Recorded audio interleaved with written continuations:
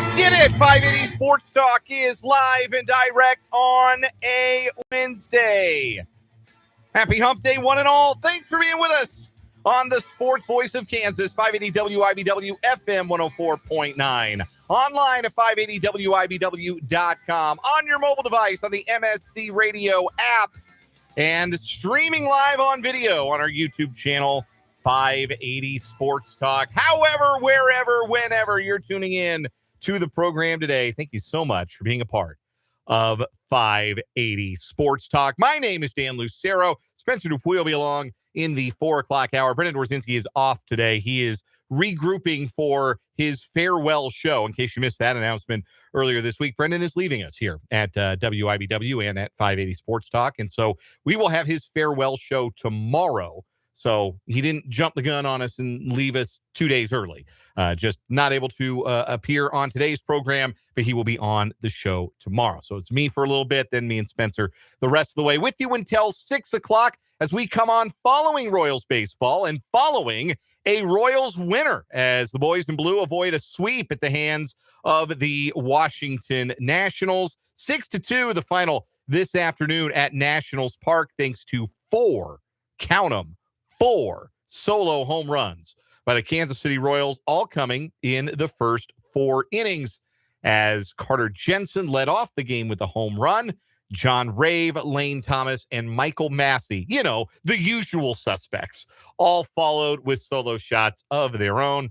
And the Royals take home a victory and get on a happy flight back to Kansas City. Despite losing the series, they will start a series tomorrow night with the Cardinals, a 3-gamer with the off day Saturday to accommodate World Cup action. More about that in a little bit. Well, we're glad you're here for the program today. We will recap that Royals game a little bit. I mentioned the usual suspects kind of jokingly, but the Royals do need to have a few more games here and there where it is not that they are wholly dependent on their stars. Because if you haven't noticed, some of the stars, certainly on the pitching side, aren't really around right now.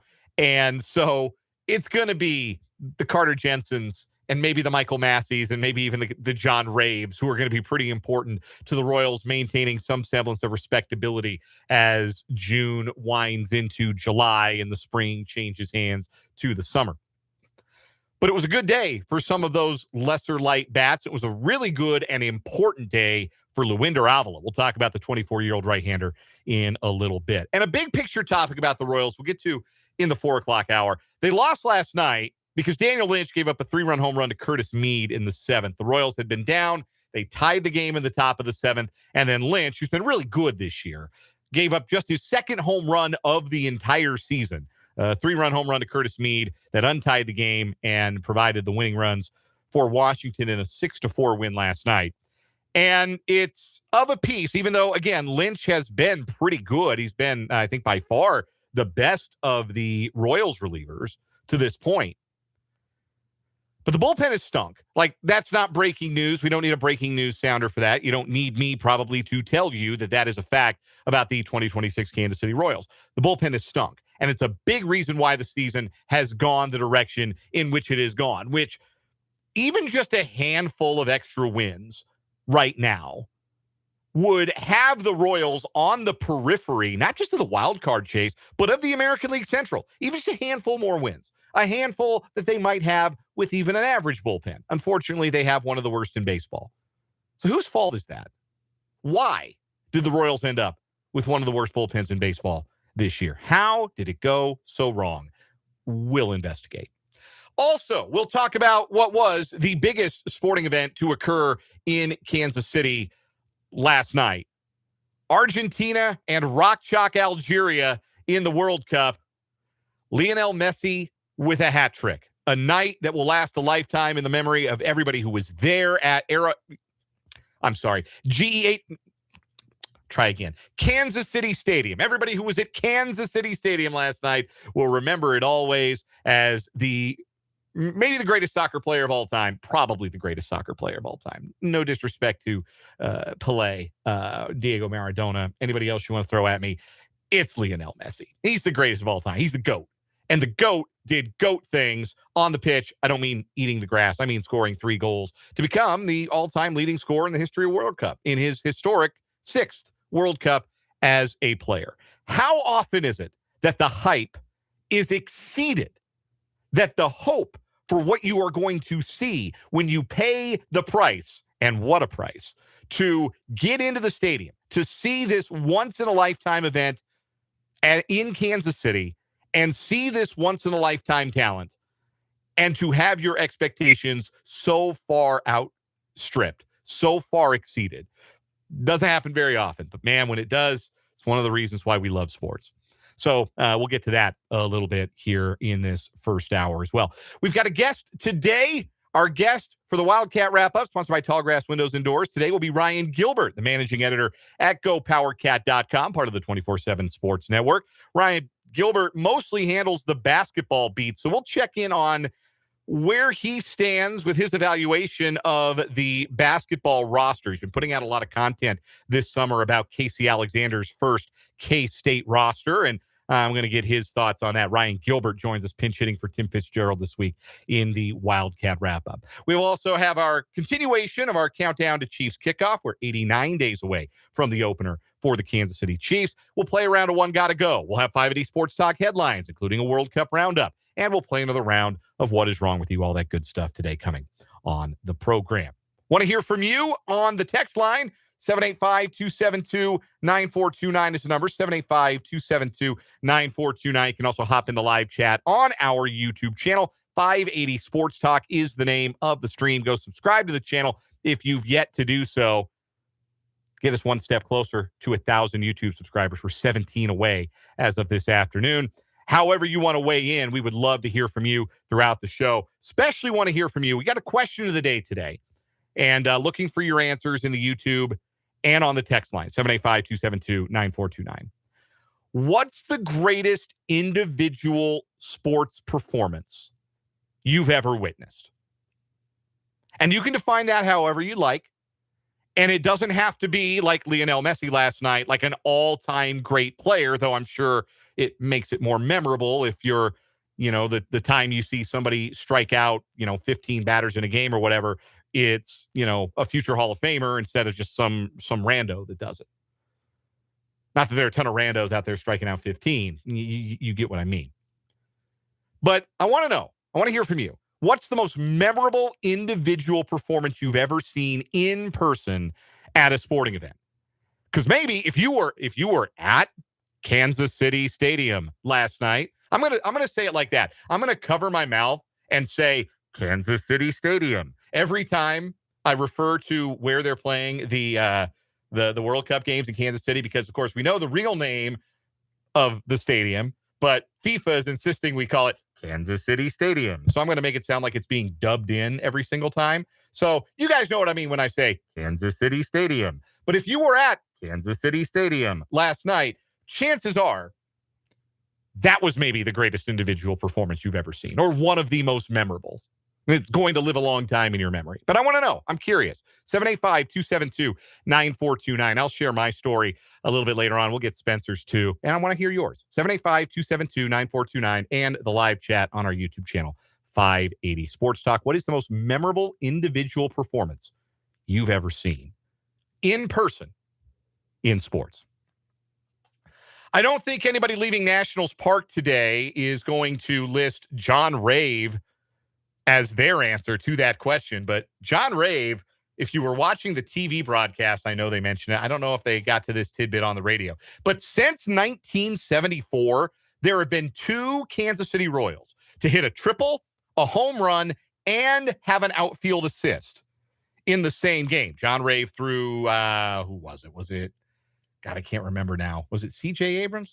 I don't remember. Somebody trying to stretch a single into the double. Maybe Dylan Cruz. Dylan Cruz. Threw out Dylan Cruz, trying to stretch single into a double there in the 6th inning.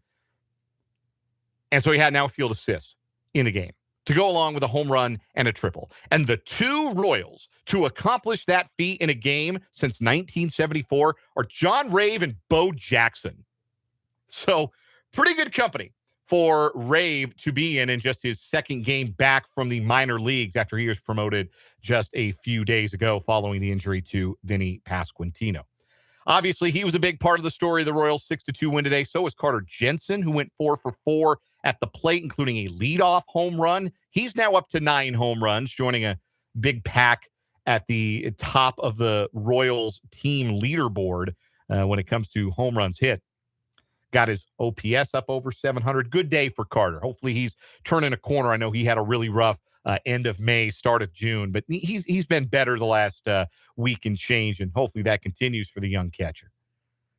But I think the story today for the Royals was Luinder Avila, because the last time we saw Luinder Avila on the mound, hopefully you tuned in the first inning, because if you didn't see him, because that was, of course, the nightmare outing he had against the Astros, where he was charged with 8 of the 9 Houston runs in the first inning.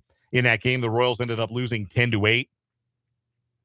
Avila didn't make it out of the first inning. I think he only recorded 1 out, walked 3 of the last 5 batters he faced in that outing. And it was really disappointing in the context of the 2 previous starts for Avila had been not half bad. 5 innings of 1-run ball in each of his previous 2 outings that were restricted by pitch limits. Well, less encumbered by pitch limits than he has been probably to this point. Luinder Avila went out and threw 5 2/3 innings, a career high, and only allowed 1 run. And it would not have been a run if Matt Strahm had been able to do his job. Though let's all give Matt Strahm a standing O, nice little clap for not allowing a home run today. Good job, Matt. Gold star for you. Now it's not each of your last 4 outings. It's just 4 of your last 5 and 6 of your last 9 where you've gotten taken deep. But, hey, kept it in the park today. Gave up 2 runs, but he kept it in the park today. Luinder Avila, back to the story of the day. 5 2/3 innings, 5 strikeouts, only 1 walk, and the walk was issued to the last batter he faced.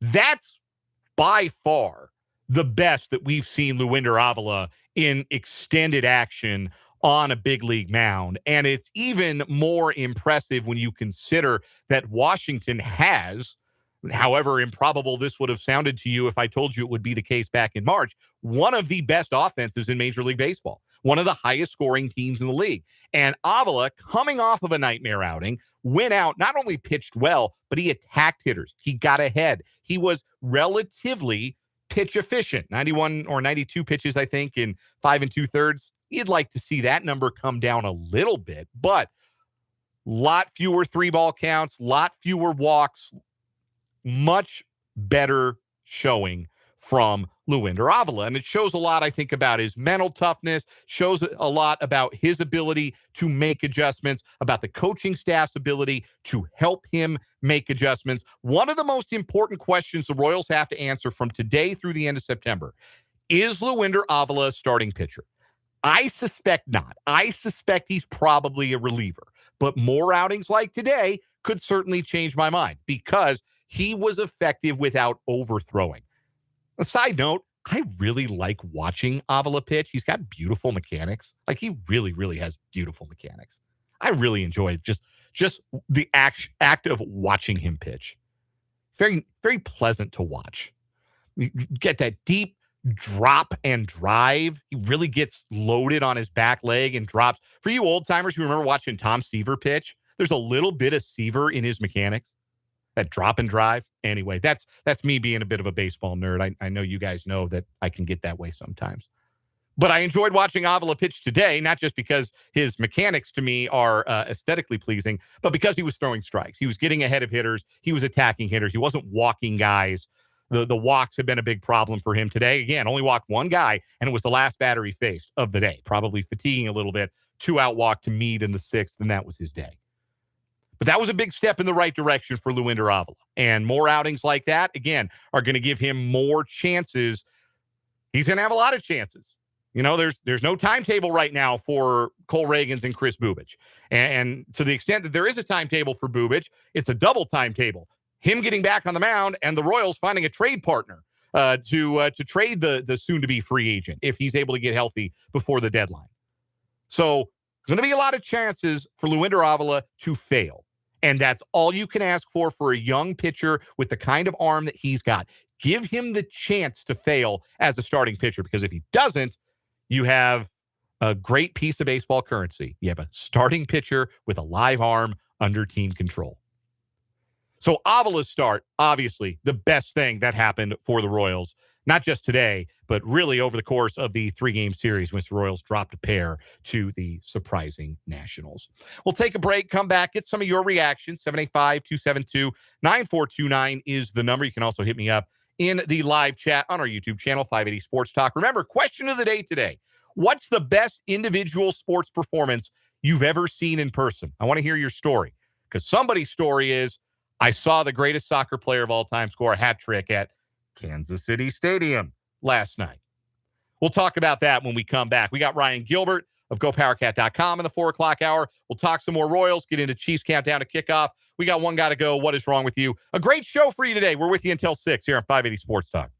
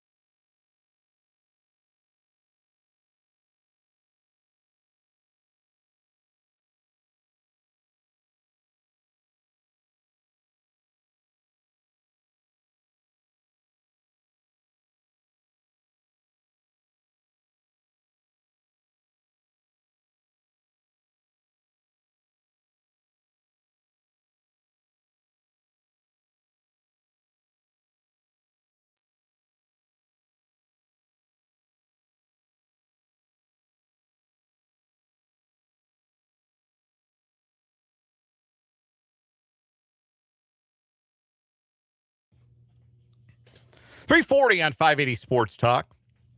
We're just getting revved up. Glad you're with us here on the program today. My name is Dan Lucero. Spencer Dupuy will be along in the 4 o'clock hour. Brendan Wrzynski out today. His farewell show coming tomorrow, our final show with Brendan as part of our team here at 580 WIBW and the MSC Radio Group. I'm not prepared for it any more than you folks are. Trust me on that. But we'll get through it. We'll get through it together tomorrow. Last night, they packed the house in Kansas City. I know there was a lot of hand-wringing going into the World Cup, and understandably so. There were hotels that were worried about their bookings. There were ticket brokers worried about their ticket sales. There was some nationwide consternation about empty seats and empty hotel rooms, and people going to come to this World Cup. People are going to be at these games. I was fairly confident in the end that if nowhere else was going to show out for the World Cup, Kansas City was going to fill Kansas City Stadium for the World Cup. Because, like, the fact that it's in Kansas City at all is a minor miracle, right? Look at the other host cities. Look at the other cities hosting this thing. Kansas City being in that group is remarkable. remarkable. And it's a testament to, obviously, the work of the committee. It's a testament to Kansas City's status in the United States soccer community. A lot of factors go into it. But the fact that there was a World Cup game in Kansas City, Missouri is a minor miracle. And felt like at the end of the day, people were going to show up and make FIFA and the United States, World Cup organizing committee feel like, okay, we made a good choice putting a game here in Kansas City. And they did. They filled that joint. That joint was jumping last night. And boy, was it jumping when Lionel Messi scored a hat trick. He turns 39 in a week. And he's still doing that on the greatest stage that soccer has to offer, his sport has to offer, and maybe global sport, international sport has to offer. Nobody's played in more World Cups than Messi. That's his 6th World Cup appearance. Nobody's ever played in that many. And now that he's won one, because, man, just like any other sport, right? If you're the GOAT, where's your championship? You can win all the stuff at the club level, and that's great, but he was winning all his club stuff over there in Spain as a member of Barcelona. Argentina for a long time was like, okay, Leo, what have you done for us? What have you done for the Albiceleste? Well, they won the last World Cup.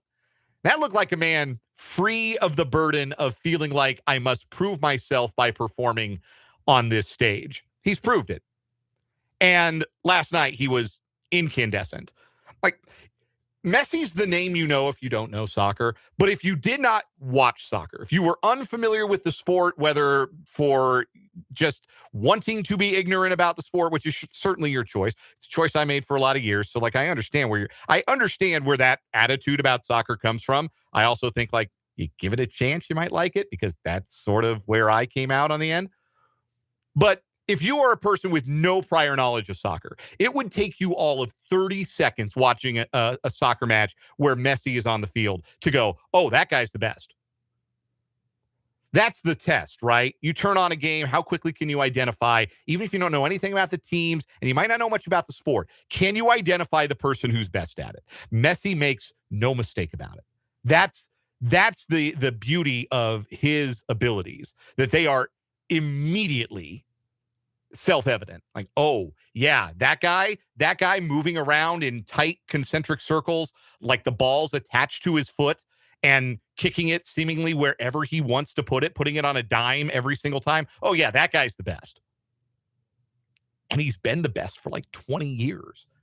Sorry, not sorry to all the Cristiano Ronaldo stands out there. He was a total statue for his Portugal team earlier today, who drew with the Congo, which should not happen. But to the extent that there's been a Messi versus Ronaldo debate, that's a very stupid debate. Watch those guys now, and it's not even close. Messi's the GOAT. And for the majority of people not connected to Argentina or Algeria by accident of birth or heritage, if you were at Kansas City Stadium last night, you were there to see him. That stadium was full for one man. And when you go, you probably, like me, have bought a ticket to see a player before, right? How many times you got to go way back in the day for this, because this is not something that really exists anymore in the way that it used to. But, you open a paper, you see the probable starters for a day of baseball. Man, there's Roger Clemens is on the mound. Randy Johnson, Pedro Martinez. Just give an example of guys when I was a kid, right? Those guys are pitching. I got to go see him. I want to go see when the Dodgers are in town. I can go see Ohtani. The Angels are in town. I can go see Mike Trout. Yankees are in town. I want to see Aaron Judge, because those guys are larger than life figures, all-time greats. And you've probably done that if you're anything like me. Intentionally said, all right, I am buying a ticket today to see this guy. And, sometimes you're rewarded. Sometimes you buy a ticket to, say, an NBA game, and the player you're there to see, maybe it was Kobe Bryant the night he dropped 81 in Los Angeles. Or maybe you bought a ticket to see a baseball game. We saw, like, I've seen a lot of cool stuff. I saw Barry Bonds homer. I saw Roger Clemens pitch. I saw Randy Johnson pitch, to name a couple of Hall of Famers. John Smoltz, I saw him in person. Another Hall of Famer. I've been fortunate. I grew up in a major sports city, not half an hour from downtown Denver, where all those teams played. I've seen a long, long list of Hall of Famers across the big three, really basketball and baseball mostly. But you buy that ticket and you hope, hey, man, I might see this all-time talent do something. You bought that ticket last night thinking, I'm going to see Messi. Wouldn't it be cool to see him score a goal? Wouldn't it be amazing to see the greatest soccer player to ever live do the thing that he has done better than any other soccer player in history? Wouldn't it be cool to see that? And then for Lionel Messi to go, yay, I got you 3 times. How about 3 of them things? Will that be good? Will you take that? How often in our viewing of sports, in our consumption of sports, any sport, any level, does the reality exceed the hope and the hype? To have Lionel Messi on the grandest stage in global sport in Kansas City, and to have him on that field where you've watched Patrick Mahomes do his thing, where you have thrilled to championship teams and championship game victories for the Kansas City Chiefs, for a performance that rates with anything that anybody has ever done in the history of that stadium over the course of a single game. That's what Lionel Messi did. He lit that stadium up and he made it his own for a night. And if you paid the big bucks, because I know those tickets weren't cheap, if you paid the big bucks to go see it, you feel like you got a deal. You feel like you stole something to get to see that. Now, I know. I'm not talking to an audience of 100% soccer fans right now. I know there are people listening to this right now who are like, yeah, like, even if you want to concede it's very cool to have the World Cup stage in our virtual backyard, that there's an honest-to-goodness international soccer team training at Rock Chalk Park. Like, even if you are inclined to believe that is a cool thing, that does not necessarily mean you are inclined to all of a sudden be Mr. Soccer. And I understand that. And I'm not trying to change your mind on soccer. I'm proof your mind can be changed if you're willing to allow for that possibility. But I'm not going to force your hand here. It's your thing or it's not your thing. But for those for whom it is not your thing, I think you would be surprised if you really gave it like the honest chance. Because I was. I'm living proof. But we've all had a time where we wanted to see the greats in person. And you want to come away with that ticket purchase with a story. You want to come away from that experience feeling like you got your money's worth. And man, did you get your money's worth and then some if you were at Kansas City Stadium last night. What a performance. What a player. Were you there last night? Well, I definitely want to hear from you if you were there. 785-272-9429 is the text line number. You can also interact in the live chat on our YouTube channel, 580 Sports Talk. Also, question of the day today. I want to hear what's the best individual performance you've ever seen in person. Doesn't have to be necessarily a Hall of Fame player that you saw in person or an all-time great player that you saw. I want to hear about the best performance. I want to hear about the best game. If you were there when Buddy Biancalana hit 3 home runs, that counts. I don't think he hit 3 career home runs. But you get the point. I'm looking for the greatest individual performance you've ever seen. 785-272-9429 or on the live chat on YouTube, 580 Sports Talk. We're going to take a timeout, come back and wrap up this hour. I'll tell you my quick story, which is my answer to that question. That's coming up next on 580 Sports Talk.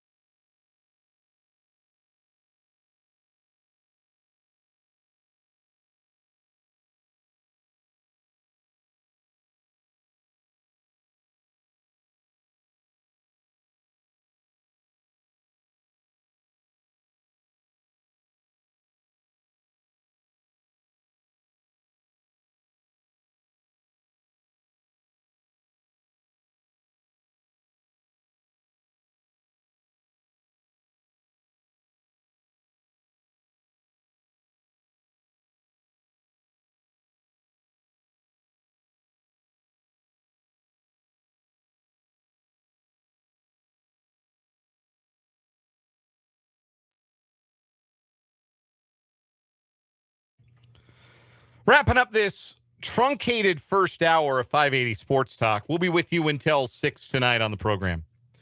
We'll take your answers throughout on the text line, 785-272-9429, and in the live chat on YouTube, 580 Sports Talk.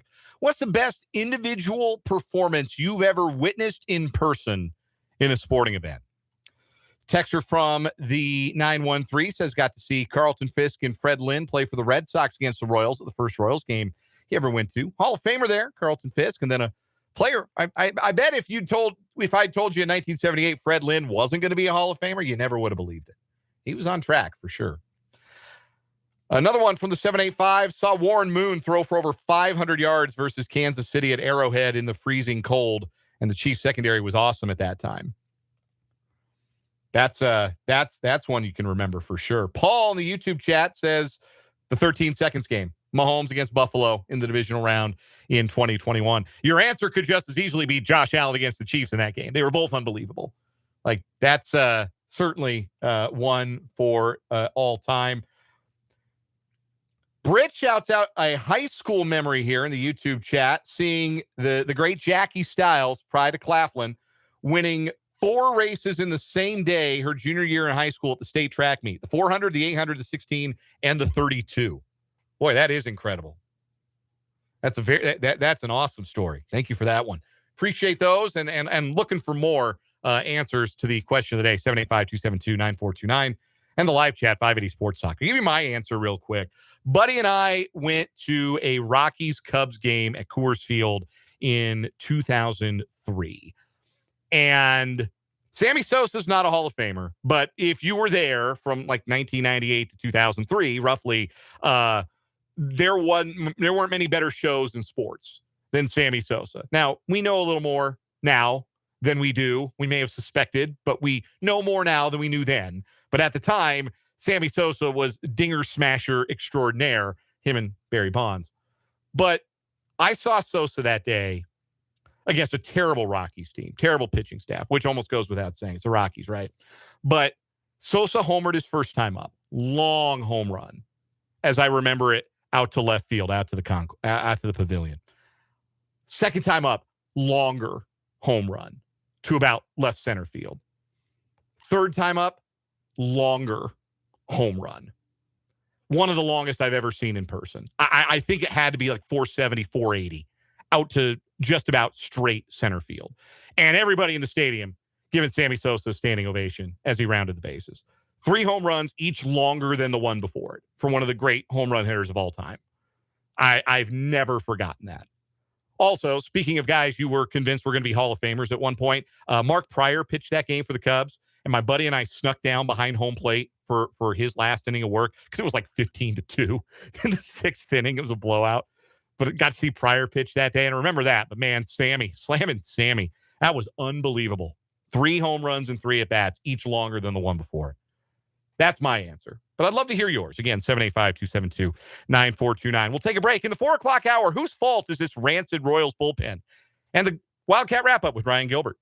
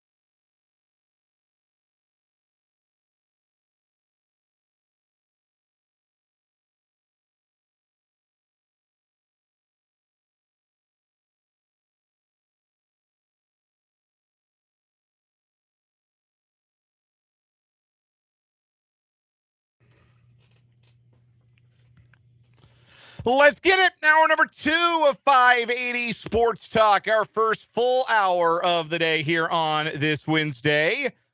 Happy hump day, one and all. Thanks for being with us on the Sports Voice of Kansas, 580 WIBW FM 104.9. Online at 580WIBW.com, on your mobile device, on the MSC radio app, and live on video on our YouTube channel, 580 Sports Talk. Dan Lucero, Spencer Dupuis with you until 6 o'clock. Royals baseball already in the books. A getaway day game in our nation's capital. Royals able to salvage 1 out of 3 with the Nationals. A 6-2 win this afternoon thanks to 4, count them, 4 solo home runs. The old saw in baseball, of course, is that solo home runs don't beat you. But when you give up 4, you can, in fact, get beaten by solo home runs. And Zach Littell, the National starter today, found that one out the hard way. By and large, though, still a good series for Spencer's beloved Nationals. I will permit you now, Spencer, on my count, you will have 15 seconds to crow about your suddenly frisky Washington Nationals taking 2 out of 3 from the Royals and hanging tough in the National League wildcard race. Your 15 seconds begins now. I just hope the GM doesn't trade everybody including CJ Abrams at the deadline. That's all I hope. That's not doing any crowing. That's kind of sad, man. That sounds like a fan beaten down by a half decade of losing is what that sounds like. That's exactly what it is, man. Like, look, they get good and you trade CJ Abrams. Maybe he brings back more prospects. The problem is the darn learners won't spend money, so it doesn't matter. That's why they have pitching like Zach Littell and Michael Mikolas or whatever his name is. Miles Mikolas. Yes, who does the same thing that Zach Littell does. Yeah, I understand that.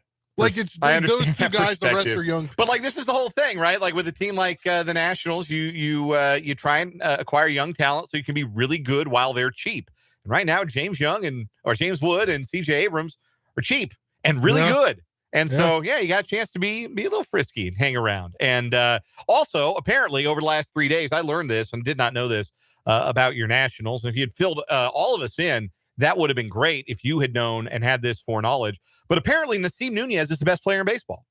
Yeah.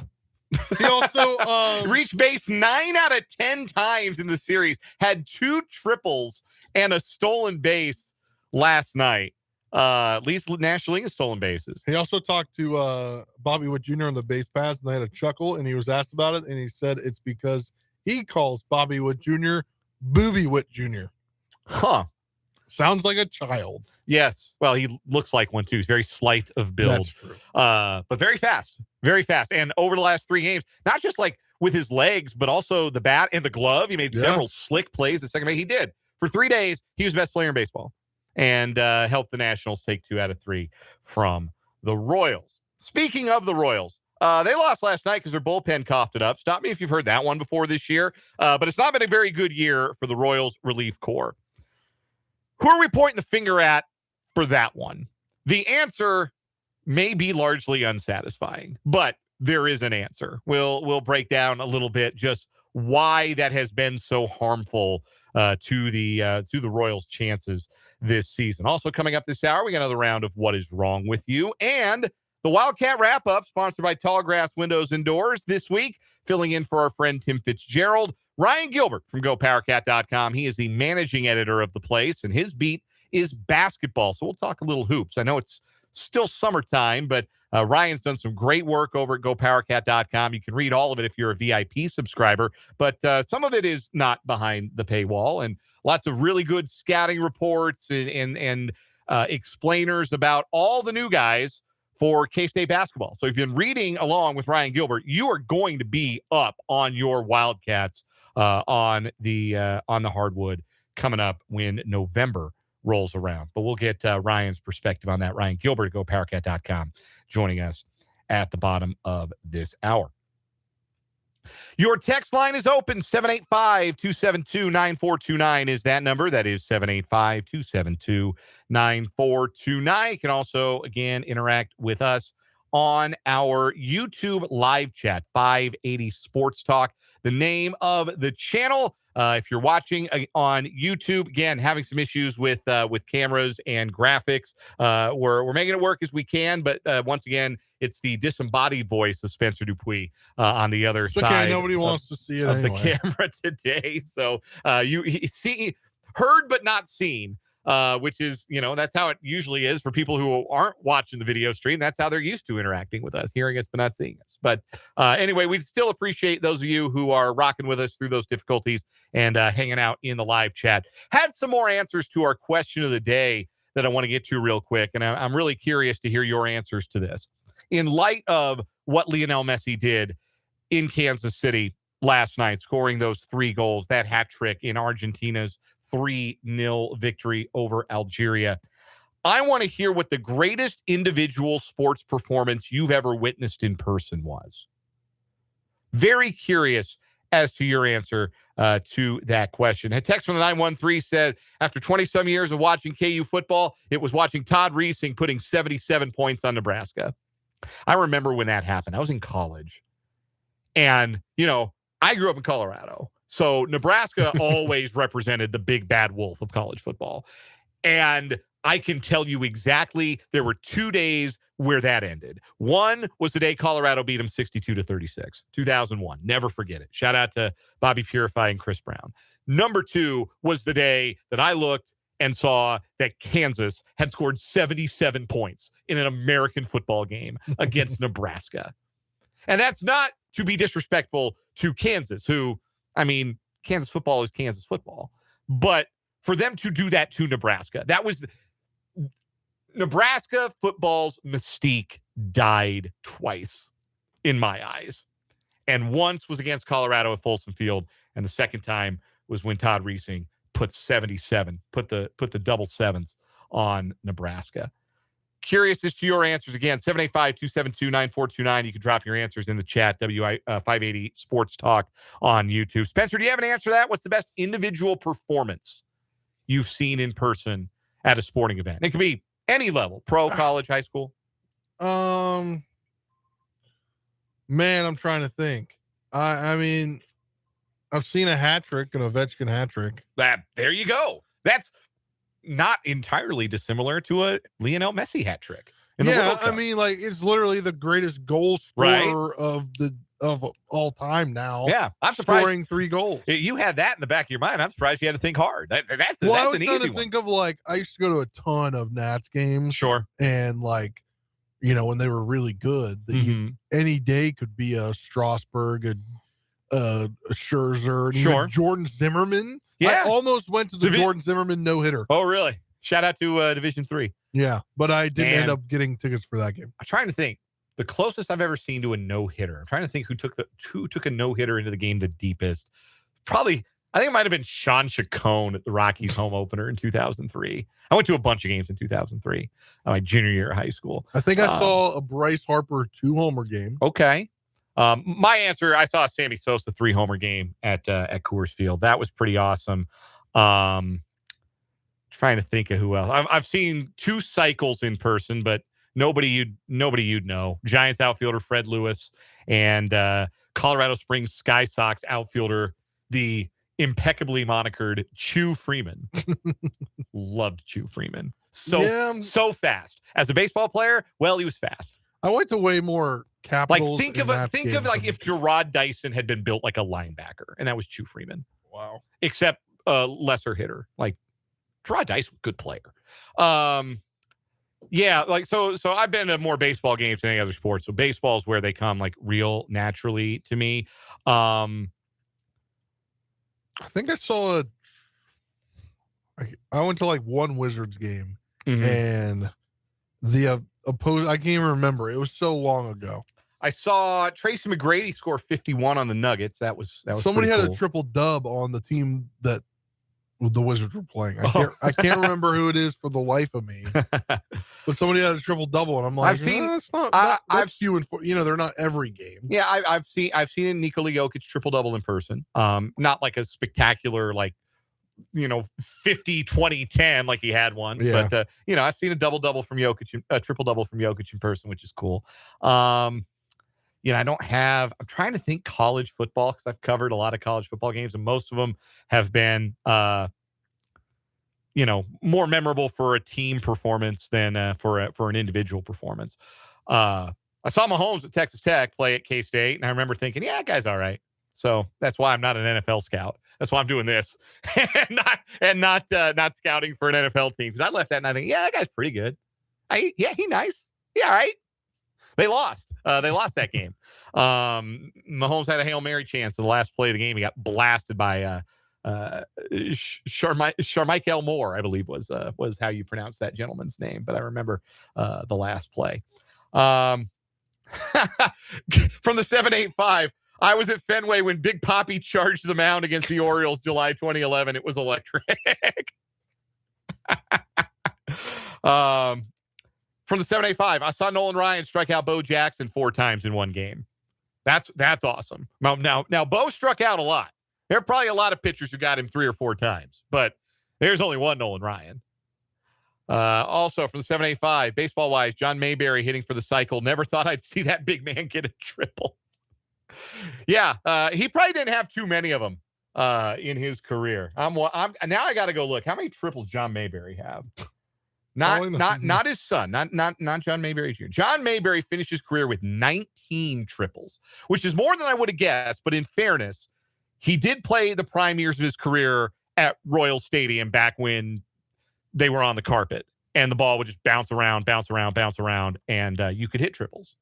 A lot of faster guys hit a lot more triples than that. 19 was that was a season's worth of work for like Willie Wilson or somebody. Career high of 3 when he was a young man of just 23 years old in 1972.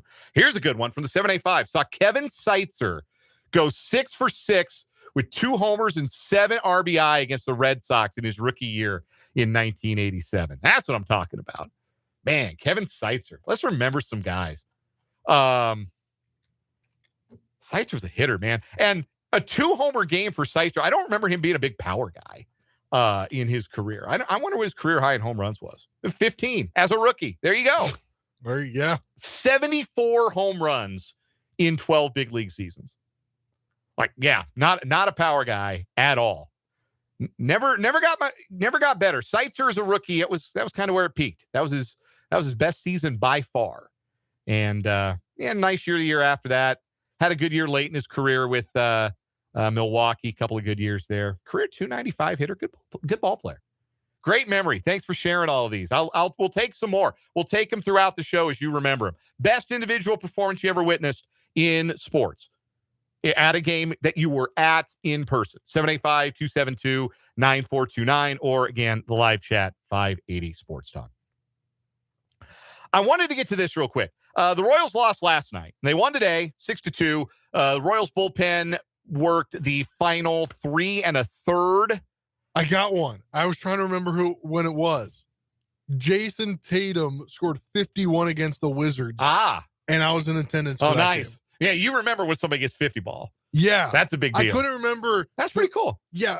We just went to it on a random with my old buddies at my last job. It was a random game we just decided to go to. So no, that was me when I went with like 14 of my high school buddies. We caravan down to the Pepsi Center and saw him beat the Magic. But yeah, T-Mac had 51. So I remember that very vividly. Anyway, back to the Royals. Bullpen worked 3 1/3 innings today.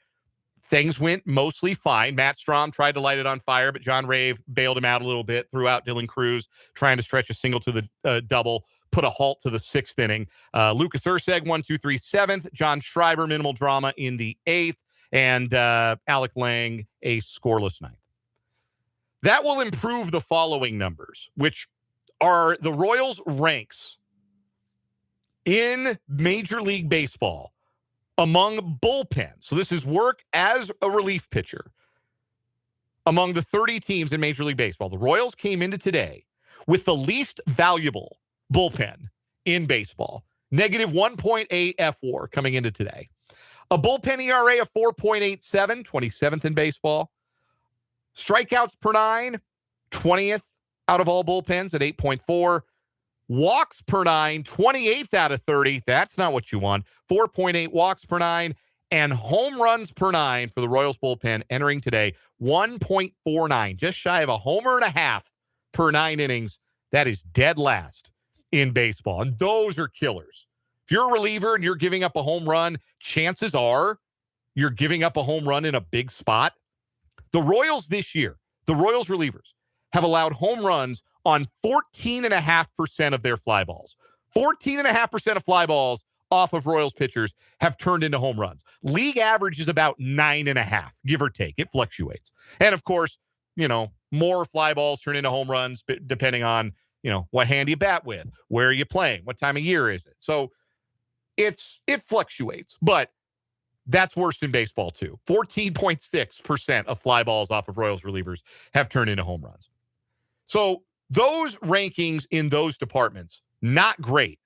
But the last 2 years, the Royals had wound up with serviceable, you would call them average bullpens on the aggregate. 2024, bullpen stunk for 4 months, and then they added Lucas Erceg and Chris Bubich, and all of a sudden they were one of the best over the last couple of months of the season. But just about bang average over the last 2 years. They were 14th in WAR last year, 17th in WAR the year before. They were 7th in bullpen ERA last year, thanks in large part to being 4th in the league in walks and 11th in home runs per 9. In 2024, they had the 20th best bullpen ERA in baseball. They their walk rate was 18th. Their home run rate was 5th. So they've been pretty good at avoiding home runs over the last 2 years. Walks have kind of fluctuated. Strikeouts, though. This was the sticking point when we came into this season, something we talked about as we were previewing this season for the Royals. This Royals bullpen needs to miss more bats. The 2 previous years, Royals relievers had ranked 28th and 29th in strikeouts per 9. Did this Royals bullpen maybe swing too far in the direction of chasing strikeouts? That's certainly a possibility when you look at how this bullpen was constructed. Chasing the swing and miss maybe has come at the expense of worse control. Again, Royals bullpen last year, 4th in baseball in walks per 9. This year, 28th. Is that the reason the bullpen has been so stinky? Look at the individuals who have been a part of this bullpen. Lucas Erceg has been lousy. Matt Strahm has been lousy. Nick Mears was lousy. Carlos Estevez was never healthy. We're not really sure that Nick Mears has ever been healthy. Yeah. Matt Strahm went on the injured list. Were the Royals necessarily wrong to go into this season building their bullpen around the thought that those 4 guys, because those were the 4 coming into this season, Estevez, Erceg, Strahm, and Mears, they had been good in 2025. They had been very good in 2024 and in previous seasons. Were the Royals wrong to believe that they could continue to be good? I don't think so. That's a complicated answer because the answer is kind of a little bit of column A, a little bit of column B. Yeah, I mean, because for the most part, though, you can't expect it to go down like these guys are just swinging into their careers. There were definitely 29. That's true. There were definitely some negative trends, though, for some of these guys. Yeah. Erceg's strikeouts had plummeted. Mears' strikeouts had plummeted. Estevez's strikeouts had gone down, and his fly ball rate had gone up, and his velocity had gone down last year. But if you're evaluating a relief pitcher, you can't just go off of one 50-inning sample. You got to do your best with a bigger sample than that to try and evaluate, okay, is this a guy that we can trust? Is this a guy that we can lean on? And each of those 4 guys had bodies of work that suggested they were reliable relievers who could get outs at the end of games. Should the Royals have devoted more off-season resources to the bullpen? They didn't really devote a lot of off-season resources to anything. They didn't spend a lot of money this offseason. They traded for Nick Mears, who's part of the they got Isaac Collins in the same trade, and Angel Zerpa went to Milwaukee. Talk about a trade that's made nobody happy. Mears has been hurt. Collins has been bad. Zerpa got Tommy John a month ago. They obviously traded for Matt Strahm. Jonathan Bolin hasn't been very good in Philadelphia. In fact, I'm not even sure he's on the big league roster right now, but obviously Strahm's been lousy. And they took a flyer on Alex Lang on a 1-year deal, and he's been all right. He's saved some games. They didn't lay out any big money, but I don't mind that because I don't like laying out big money on relief pitchers unless you're a big market team, when that becomes a luxury that you can afford. One of the best examples of a team that spent a whole bunch of money on relief pitchers in one offseason as a mid-market team, I know this one chapter and verse because it involved a former Royal and it involved my favorite team. One offseason, going into 2018, the Colorado Rockies spent over $100 million on 3 guys as relief pitchers: Jake McGee, Brian Shaw, and Wade Davis.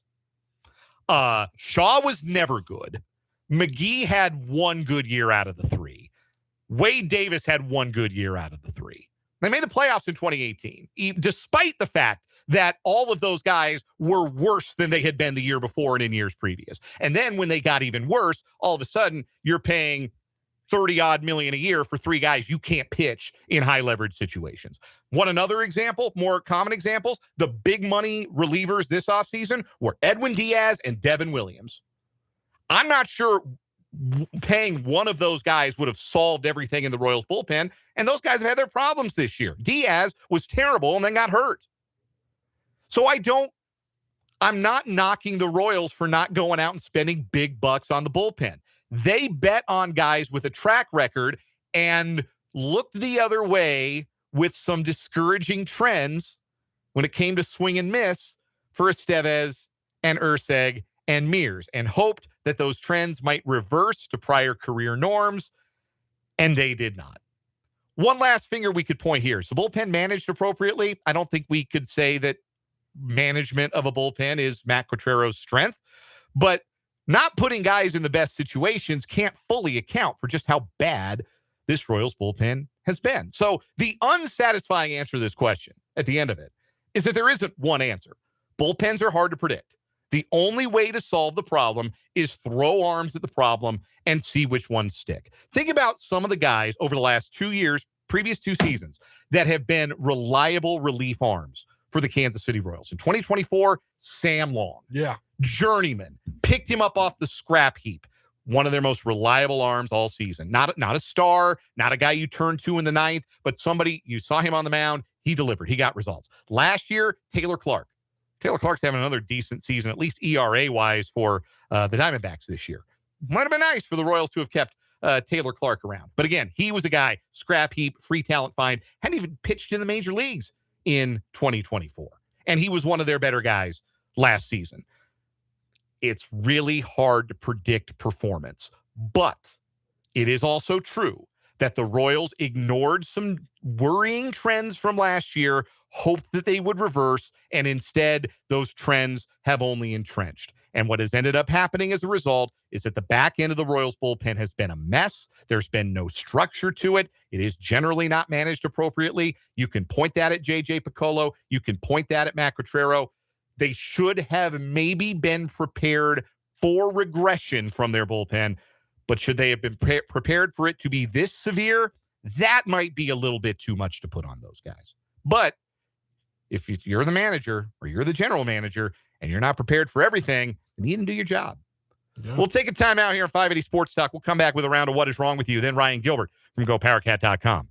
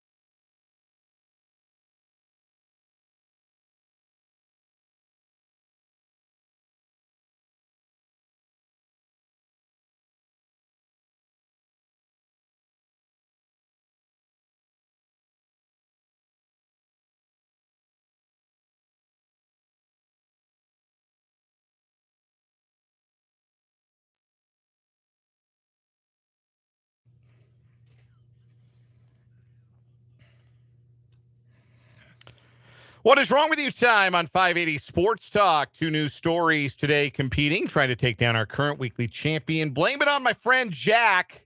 Guy's going to jail for 9 years because he drank an entire 1.75 liter bottle of Jack Daniels, a handle in the parlance, and got so drunk, started shooting firearms off indoors. When the cops came, they brought a helicopter with them, and he shot at the police helicopter. Thankfully, nobody hurt, but he's going to jail for 9 years because turns out they frown upon it when you try to shoot down a police helicopter. I'm curious, whether or not you're drunk. I'm curious of what his BAC was. So let's see. Because if you had a whole handle bottle, man, of straight Jack Daniels whiskey, which is what, roughly like 30-something% alcohol. What is it? What is the alcohol by volume of Jack Daniels? I'm going to Google that first. 40%. Okay, yeah. Okay, 40%. So you had 1.75 liters of, I'm at BAC, calculator.net. It's the BAC calculator. We don't know what this gentleman weighed. Let's say he's about an average American male. Let's put him at 200 pounds. Let's say he did it over the course of, we'll give him 4 hours. We'll be generous. We'll give him 4 hours. Actually, if it's 4 hours and he's only 200 pounds, he's legal, man. He could drive. Drinking a whole bottle of Jack Daniels? Yeah, man. That's what it says here. Hold on. Let me, maybe that's wrong. Let's try again here. Wow. Yeah, he could drive if it was 4 hours. This says time since first drink. Let's say he did it in 2. All right. Yeah, I'm throwing out calculator.net. That was bad math. There's no way. Yeah, I feel like you're drinking a whole handle at 40% because then it'd be 40% of your body, right? Wait. Maybe I'm misunderstanding. Let me try that again real fast. So 200 pounds, 4 hours. No, I'm sorry, not 0.066, 0.66. You're dead. How's that guy alive? Like, I'll even give him 6 hours. I'll be generous and more. Give him 6 hours. He drank 1 handle of Jack. Yeah, 0.63. How did that guy not have to get his stomach pumped? 8 hours, 9 hours. Let's say it was the whole day. Let's say he started drinking at noon. He drank the whole thing in a day. 0.54. He's half booze. How is this guy not having to get his stomach pumped? Holy moly. Anyway, yeah, shout out to my inability to read percentages and calculator.net. We got 2 news stories today. Real simple one for my first one. We go to Miami-Dade County, where the sheriff's office is investigating an accidental shooting reported early Tuesday morning in a home at the Redlands. Shooting was reported just before 2:30 a.m. The man accidentally shot himself while handling his gun. A man told Local 10 News in Spanish, "We've always heard noises coming from that house. I heard screaming, but I figured it was normal for them and didn't think something was actually happening in the house." The boy who cried, "I shot myself." The man had to be airlifted and is in critical condition. His identity has not been released. What is your story today? We're going to Maricopa, Arizona. Jasmine Melvin, 34, was driving to her Maricopa home last Tuesday when a state trooper clocked her going 108 miles per hour on Route 347, which the speed limit is 65 miles per hour. Upon being pulled over, Melvin explained that she was rushing home to watch that night's installment of Love Island USA, which, if you don't know what that is, it's a reality dating competition, and it's on Peacock, and Olivia watches it. I don't know about your wife. No, we've never watched an episode. All right. Well, basically it's just there and it's an hour long, and you don't even have to tune in when it's on because it's on Peacock. You can start right. Yeah. DVR. Anybody ever heard of that? Yes. Melvin's vehicle was impounded and went to car jail for 20 days, according to the Arizona Department of Public Safety. Since the devotion to Love Island is not a legitimate excuse for going 43 over the limit, she was arrested for reckless driving and exceeding the posted speed limit by more than 20 miles per hour. She was booked in the Pinell County Jail, where she was released on June 10th with a $500 bond. According to an online court docket, she appeared in justice court. and she waived her right to counsel and entered a plea. I can't think of anything I would want to watch live on television badly enough that I would go that fast. The thing is, like, you can literally start it whenever. Yeah. You just don't go on your social media or mute your group chats. That is the joy of the DVR and or streaming services. Yes. Just stream it for later. Hit record. You don't even have to hit record. You literally just go on and click start from beginning.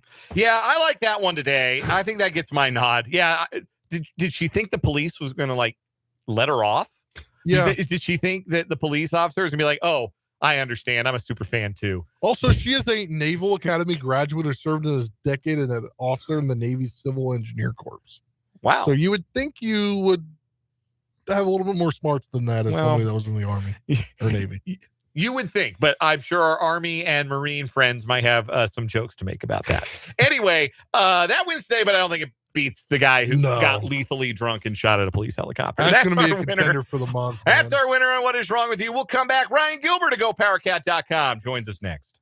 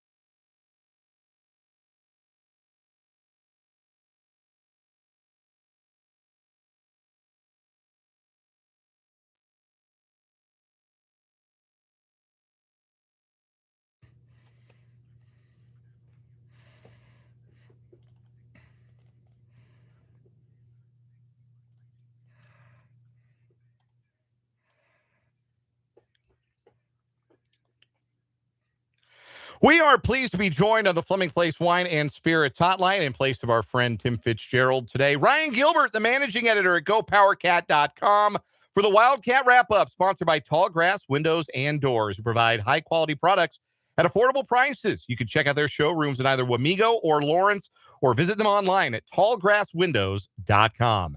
Excellence without exception. That's Tallgrass Windows and Doors.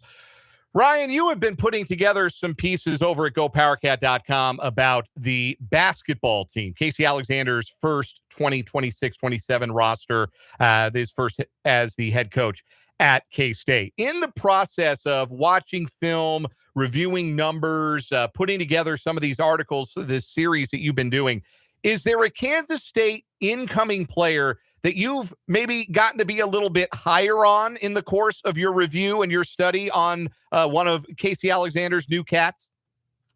Yeah, there definitely has been. I'm glad you asked. Montana Wheeler, I've really started to fall in love with the upside potential, right, that he can provide in Manhattan. And you look at this roster in its entirety, there is a lot of unproven players some unchecked boxes just as a collective, as a whole. You're looking at a lot of guys that are going to have to make some strides, some jumps to play in the Big 12. And, Montana Wheeler is no different just in that regard. But when you look at his situation, what he had to deal with at Bradley, he was stuck behind a really, really good player in Jaquan Johnson, who's now transferred to Iowa State. And I think that's all the endorsement that you need there. Being stuck behind somebody that goes to one of the best programs in all of college basketball, well, I don't think you were ever able to showcase, what you were truly capable of as a point guard. I think he's got a high ceiling in Manhattan. Now, he has to make that jump. He has to prove that he can be that player. But you look at, JT Rock, for example, from New Mexico, some other guys that didn't do a whole lot. They have to make a jump, but you look at their surrounding pieces, there wasn't necessarily a whole lot that should have been holding them back. Whereas Wheeler, you take out a superstar, and he could have been that playmaker for his team last year. But I'm excited to see what he can do in a new role, embracing kind of a new strategy in Manhattan. Is Wheeler the clear-cut starter at point guard for you? Would you be surprised, let me put it another way, if he's not the starting one for Casey Alexander come November?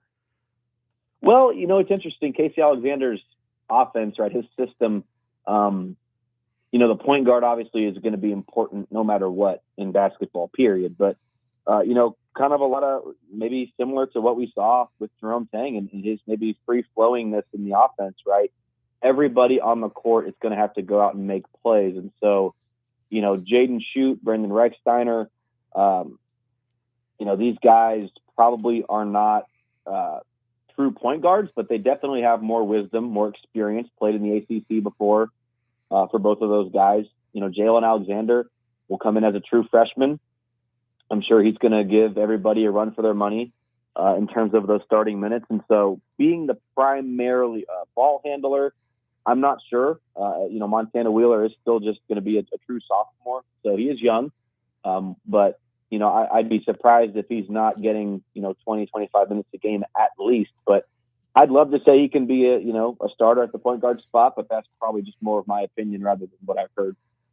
Ryan Gilbert, managing editor at GoPowerCat.com, is our guest. This is the Wildcat Wrap-Up presented by Tallgrass Windows and Doors here on 580 Sports Talk. Go check out his series if you're a VIP subscriber over at GoPowerCat.com. Best case scenarios for all of the players on the K-State men's basketball roster entering 2026-27. If you're not a VIP subscriber, well, change that, and then you can go read all of Gil's stuff.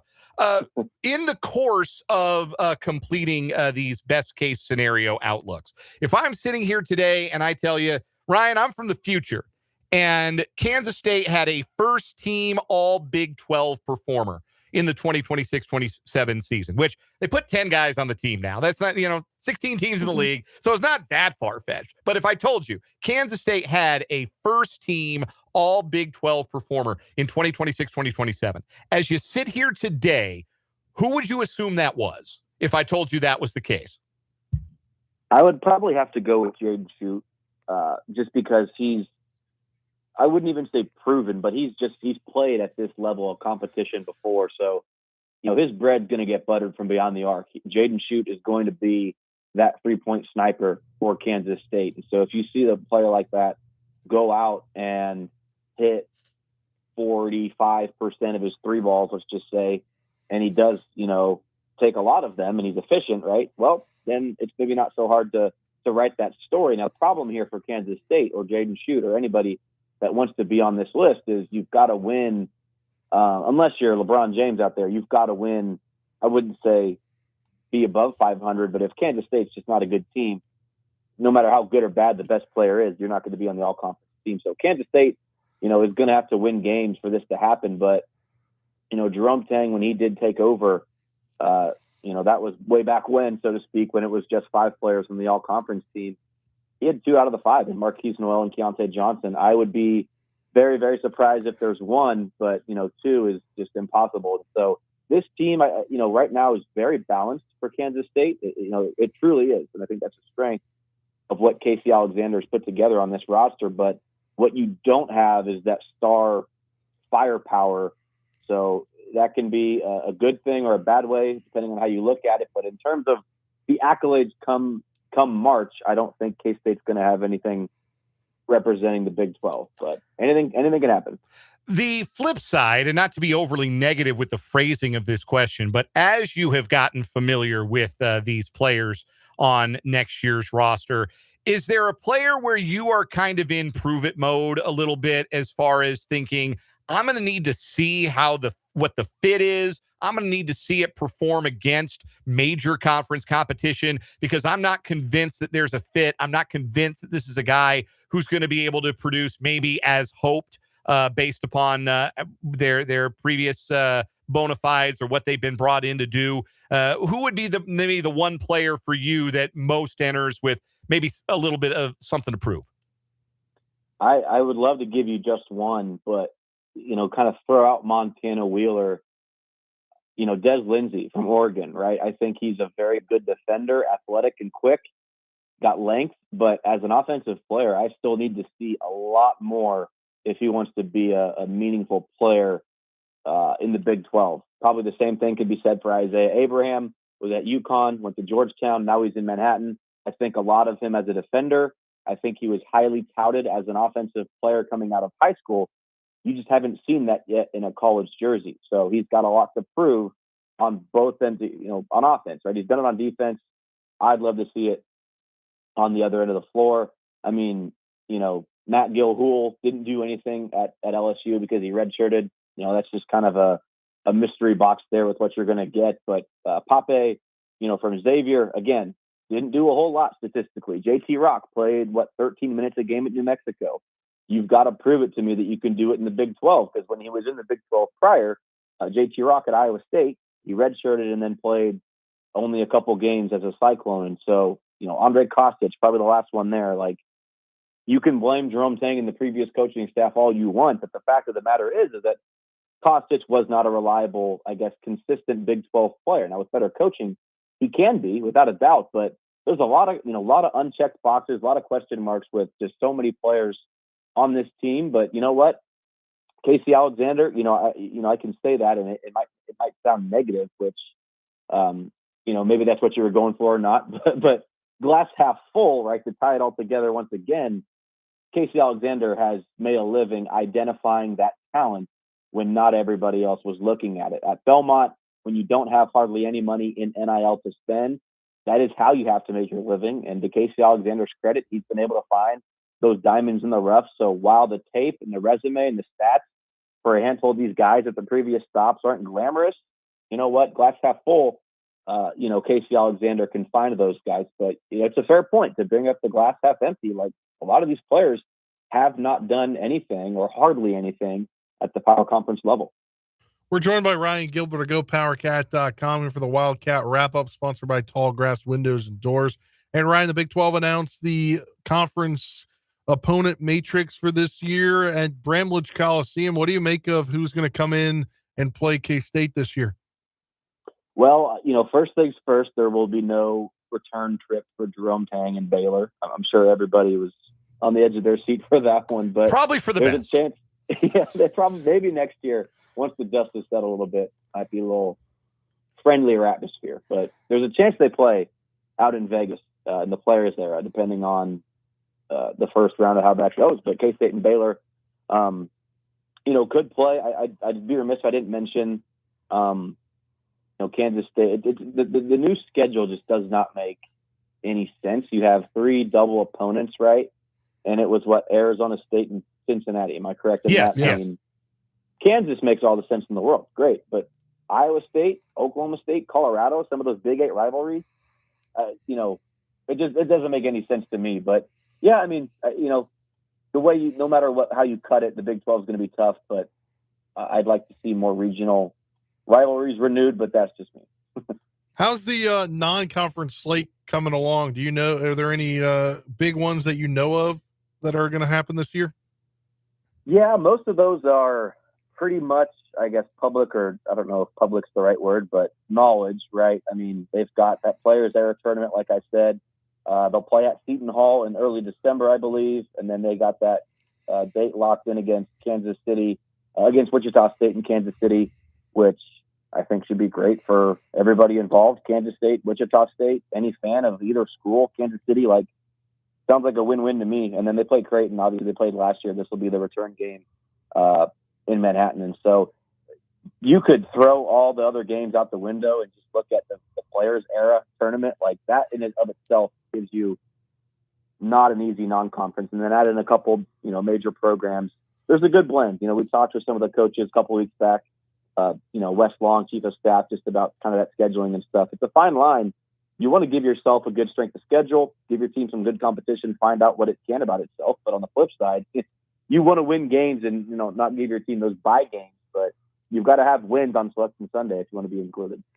Ryan Gilbert is the managing editor at GoPowerCat.com, and he joins us for the Wildcat wrap-up today, which is, again, sponsored by Tallgrass Windows and Doors, who provide high-quality products at affordable prices. You can check out their showrooms in either Wamego or Lawrence, or visit them online at tallgrasswindows.com. Excellence without exception.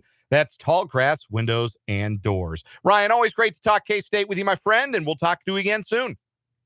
Always. Thank you, and I hope I did as good as Fitz could ever do on this show. Hey, you crushed it, my friend. Thanks again for your time. Yep. That is Ryan Gilbert. We'll take a timeout, come back, and wrap up this 4 o'clock hour of 580 Sports Talk.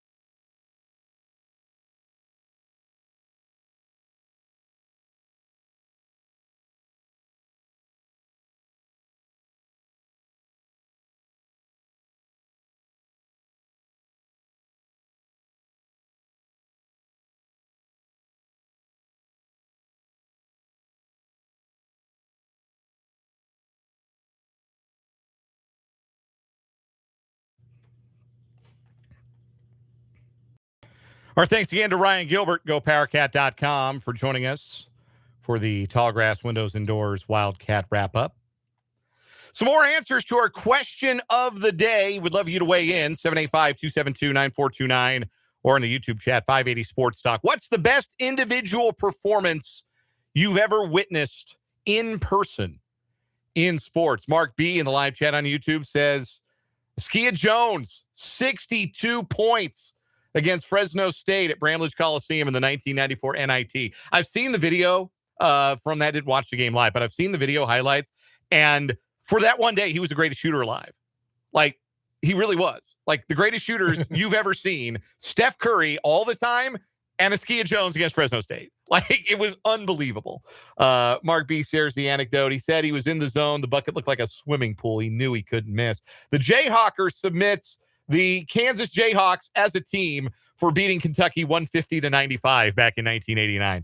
Those were the just recently sanctioned Kentucky Wildcats. I think they were also the just recently sanctioned Kansas Jayhawks, if we're being fair, or maybe about to be sanctioned. I'm not sure the timeline on that. I might have the timeline off, but yeah, that's an all-time Allen Fieldhouse memory for sure. From the text line, from the 620, Darren Sproles running wild against undefeated Oklahoma at Arrowhead. That's a cool story. From the 615, I saw Freddie Patek hit 2 home runs against the Twins. He had 5 all season, and he hit 2 in 1 game. Love that story.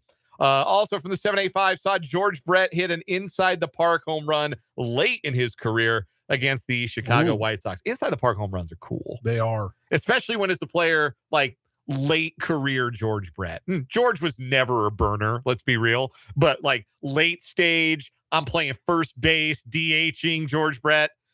Now that would be electrifying. I wonder what would have to happen for Salvador Perez to hit an inside the park home run.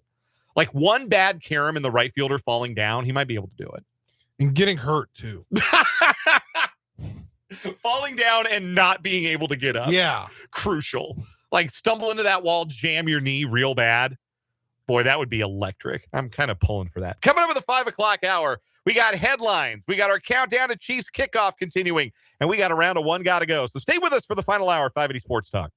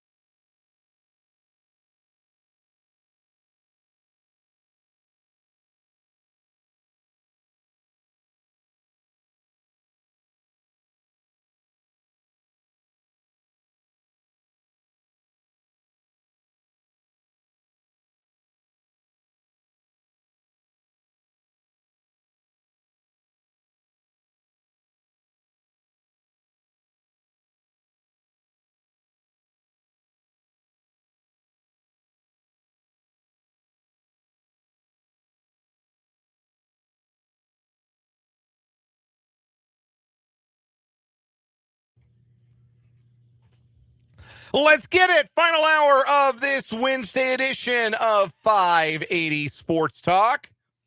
Dan Lucero, Spencer Dupuy hanging out with you on the sports voice of Kansas. 580 WIBW, FM 104.9, online at 580WIBW.com, on your mobile device, on the MSC radio app, and on video on our YouTube channel, 580 Sports Talk. So many ways to consume the program. Consume you must. Not must, but we hope you feel like you must consume the program. But however you are consuming the program, thank you for consuming our program. Thank you for being here on 580 Sports Talk. We got one more hour to hang out today with you until 6 o'clock.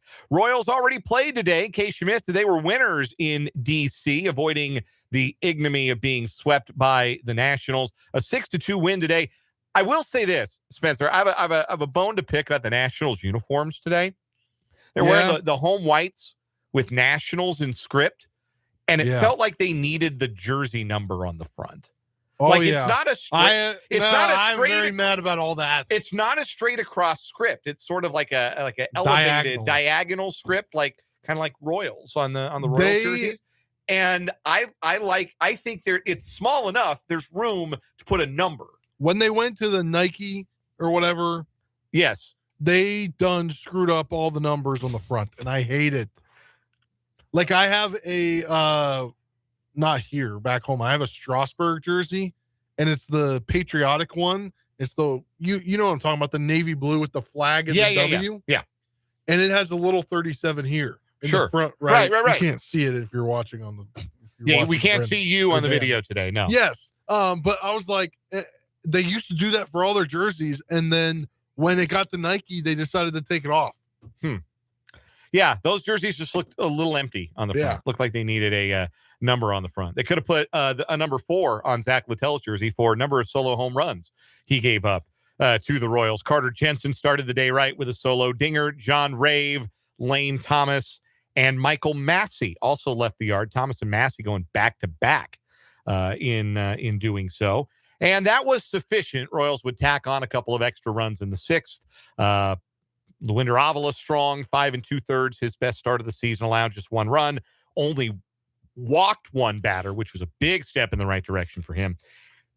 And struck out 5. So the Royals come back to Kansas City tomorrow night, opening a 3-game series with the Cardinals. Games Thursday and Friday night and Sunday afternoon, the rare Saturday off day for the rare World Cup game across the parking lot. Kansas City Stadium. The home of the Kansas City Chiefs. Yes. They packed it out last night for Lionel Messi, and he did not disappoint. 3 goals, a hat trick. If you were there, I want to hear from you. 785-272-9429 on the text line or in the live chat on our YouTube, 580 Sports Talk. And even if you weren't there last night, the question of the day remains, what's the best individual sports performance you ever witnessed in person? We've gotten some really cool answers to the question, so I want to hear yours. 785-272-9429, 785-272-9429 on the text line, or again in the YouTube chat, 580 Sports Talk. Is our buddy Liam Keating of the Capital Journal / USA Today World Cup coverage, is he listening? Because I don't know. He was there last night. Yeah, he was there. I had thought about trying to go through the credential process, but it was so arduous and seemed. I could imagine. Yeah, it seemed like it was specifically designed to like weed out people. Weed out. How would you say it? Outlets like ours. Outlets that are not like soccer specific or quote unquote big publications or big TV stations, but man, they expanded the media area. They had a lot of outdoor media last night. I have a question. Okay. It's not going to get answered, but the Chiefs have a big media row. Yes. So big that ample on press box. Yes. Any given day, any given game, even a Monday night football game, there are open spots. Yeah. At the game I was at, there was like 4 or 5 open chairs, and there was like 3 or 4 scouts at the end. Mm-hmm. So is there just that many international reporters coming? Especially for Lionel But like Messi. who gets the inside versus who gets the outside? Well, like, is it Fox Sports and I would SI assume, and I would assume ESPN? it would be like, if you sat and you thought about it, you'd probably be able to come up with all of the national, like our United States national media who would have gotten a press box seat.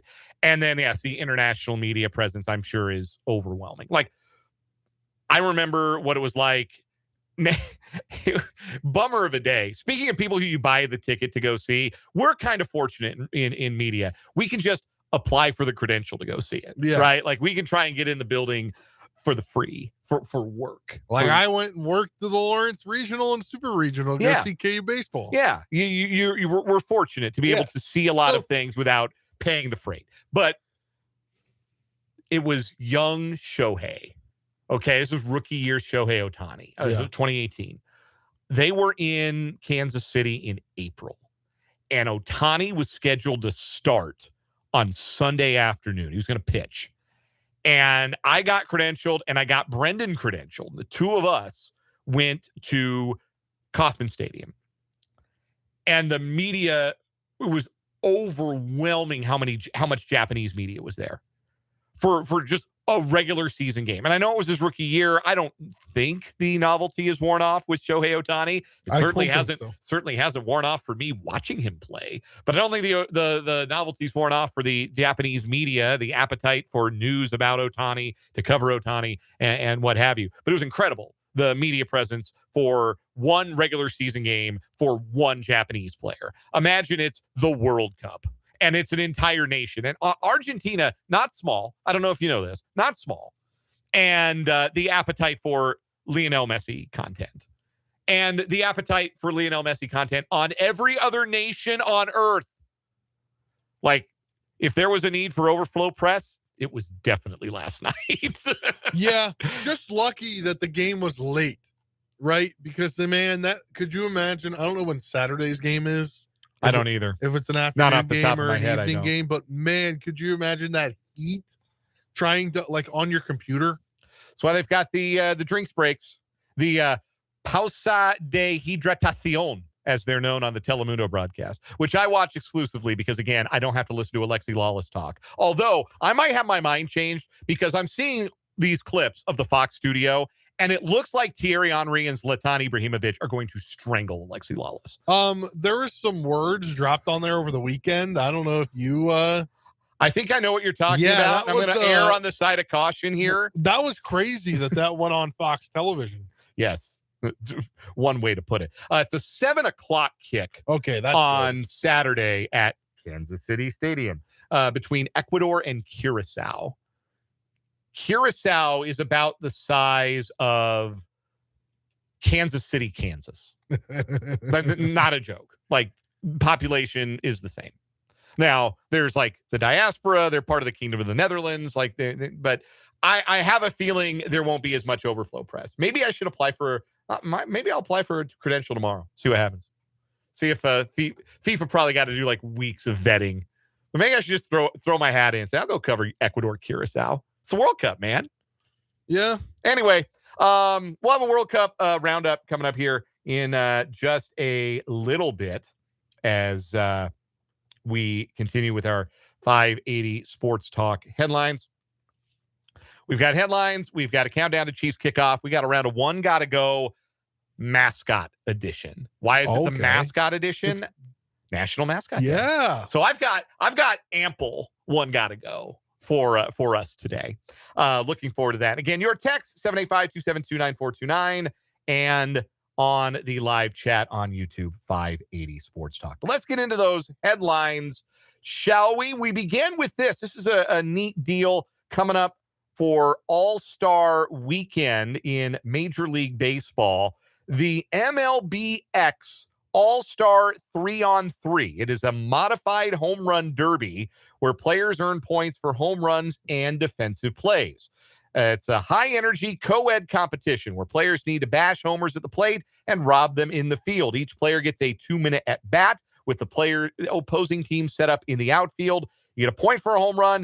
You get a point for a catch. There are bonus points for hitting targets. Team with the most points wins. with the All-Star game being in Philadelphia. Former Phillies Ryan Howard, Shane Victorino, and Jimmy Rollins will all be participating. Major League Baseball, also sensing an opportunity, will be including players from the AUSL. That's the Athletes Unlimited Softball League, which is debuting its partnership with Major League Baseball this year. And of course, making her debut rather recently in the AUSL, Topeka's own Nyjah Kennedy, a member of the Texas Volts. Well, it was announced today that Kennedy will be one of 4 AUSL players who will take part in the MLBX All-Star 3-on-3, along with her teammate Rachel Garcia, who helped lead UCLA to the 2019 Women's College World Series title, legendary Oklahoma slugger Thierry Jennings, and Alyssa Brito of the Carolina Blaze, who won 3 College World Series championships at Oklahoma. So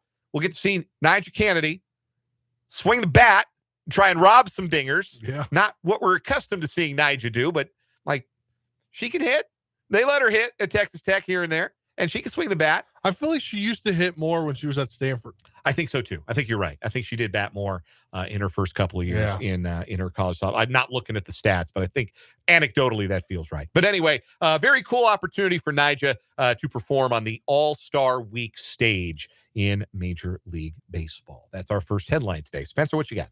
Next headline for me, or first headline for me, Kansas State and Iowa State. They appealed their $500,000 fines from the Big 12 for opting out of bowl games last year. Kansas State obviously doing so with the coaching change and players hitting the portal and just the state of college football after coaches decide they're leaving and not knowing necessarily who the next coach was right away, and then having the coach named, but obviously can't take over.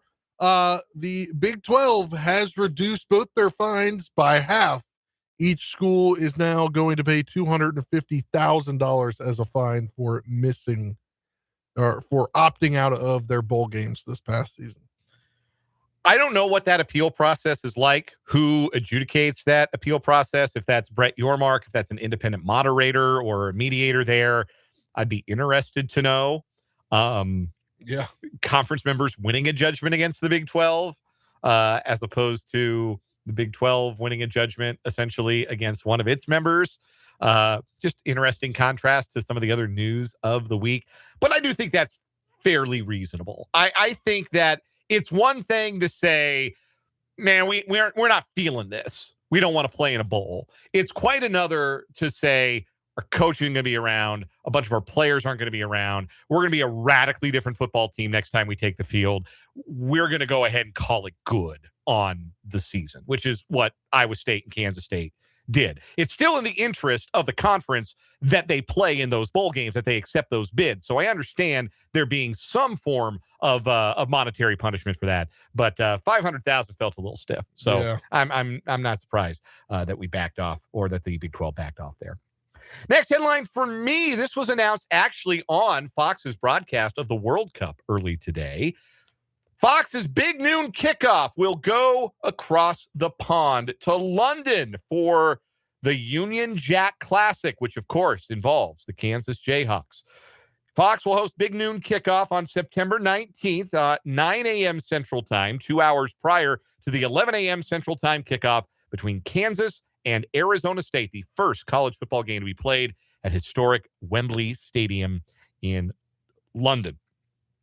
KU also previously hosted Big Noon Kickoff. I think they're the home team. Are they the designated home team for this game? I am not 100%. I can't remember. But Kansas did host Big Noon Kickoff 3 years ago before they beat number 6 Oklahoma, the Jason Bean comeback game, October 28th, 2023. So that is another opportunity for some spotlight for the Jayhawks before the Union Jack Classic. We've got some day-old donuts from the NFL we can get to. How about, Spencer, you get us to one of those? Yes. Did we talk about it? No. Yeah, we didn't do headlines yesterday. Rasheed Rice. These are day-old donuts. Rasheed Rice was released from Dallas County Jail yesterday after he served his 30-day jail sentence.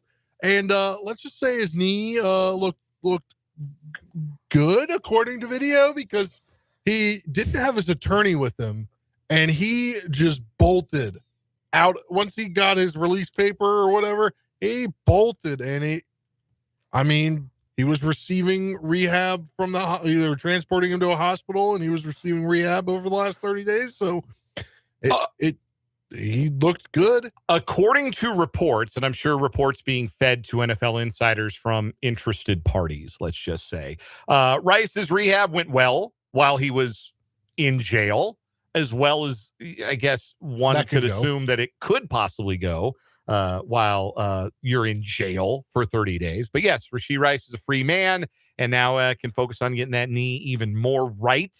And if he's able to do so, that should get him back on the field in time for training camp, which again starts at the end of July. It's a bit of an earlier start or later start to training camp this year because the regular season starts later. First game is September 14th. So end of July, start of training camp, which means Rice has about a month and a half to get that knee straight if he's going to take part in the first workouts of training camp. Jeremy Fowler was on NFL Live yesterday, and without him saying it, I believe the wording from what he got from his sources is that Rashee Rice will come back up here and rehab at the facility over the next 30 days. That would not be a surprise. I would think they would want to, especially after not getting to oversee any of the rehab.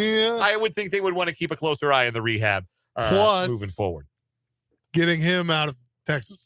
Yes, getting him away from some bad influences perhaps might be good. Might behoove him. Another headline from yesterday in the NFL that we didn't get to, it kind of tangentially involves the Kansas City Chiefs. Cameron Jordan is not going to be a Kansas City Chief.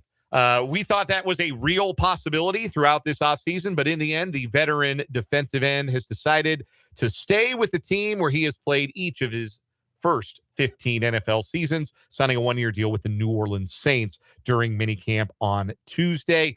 He also released a video that seemed to heavily suggest that the 16th season of his NFL career will be his last. He played on an incentive-heavy deal last year and earned $2 million in bonuses for recording 10.5 sacks.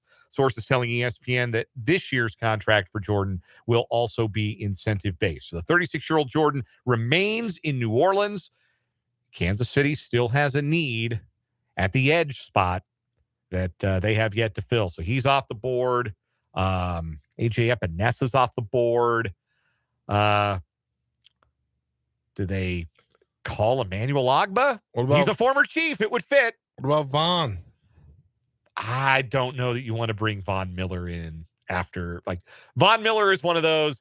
I might get, if you're a GM or a coach, I might get a phone call that I don't want at an hour where I would rather not be awake on this guy. He fits in that category, and the Chiefs already have enough of those guys. That's so I don't think Von Miller's a real fit. That, and I kind of think he's just cooked. Like, just physically, I don't know that he's helpful enough to be worth the squeeze, so to speak. Do another headline for us, Spencer. Yes, the NFL, the NFLPA, and NBPA support the Protect College Sports Act. Also, the MLB. Major League Baseball joined that as well today. They've sent multiple statements to Congress supporting the Protect College Sports Act and lauding specific provisions. It would include while also encouraging further negotiations during the legislative process. The NFL obviously voicing its support for the, quote, voluntary pooling of media rights under the Sports Broadcasting Act, which is something the SEC and Big Ten have opposed. Again, this is all just going through Congress as slow as it'll go through Congress as anything goes through Congress. Right. 15 of the 20 Commerce Committee members need to vote in favor of the bill for it to advance to the floor of the Senate. I think it's interesting that the players associations of the NFL and the NBA made a joint statement, which read in part, the bill includes several important provisions designed to protect college athletes, including guaranteeing NIL rights and providing medical and health care benefits. We encourage continued meaningful stakeholder engagement and negotiations to further strengthen the bill as it moves through Congress to ensure college athletes are protected and empowered. So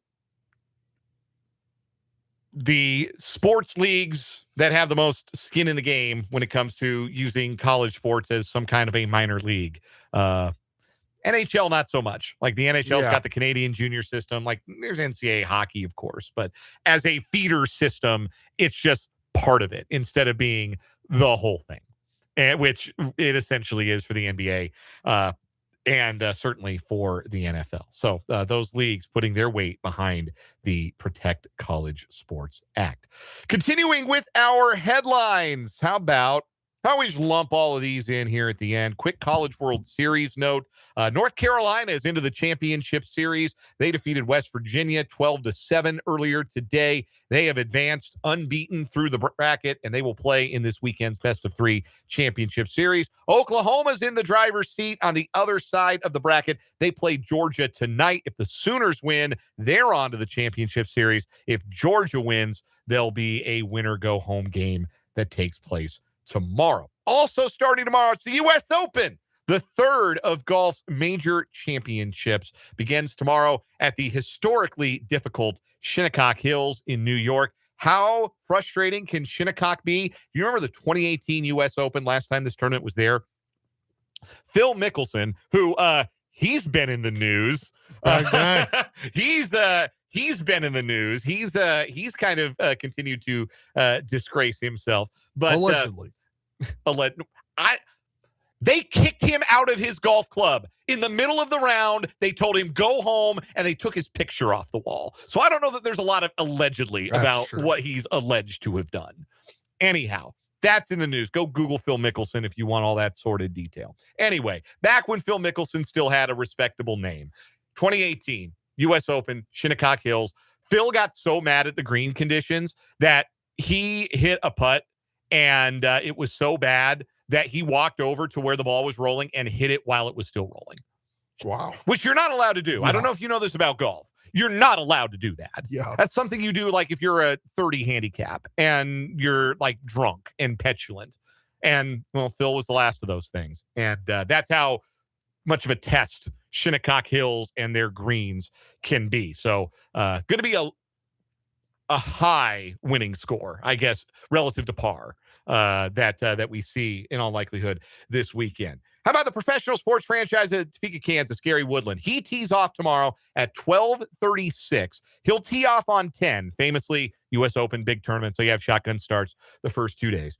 G-Double tee off on 10 with a pair of other former U.S. Open champions, Dustin Johnson, who won the event in 2016 at Oakmont, and Wyndham Clark, who won at the LA Country Club in 2023. Rory McIlroy's off early. He'll start on 10 at 6:52 a.m. He's playing with his Ryder Cup mates, Tommy Fleetwood and Ludwig Oberg. Scotty Scheffler, the betting line favorite, will tee off at 7:14. He'll start on 1.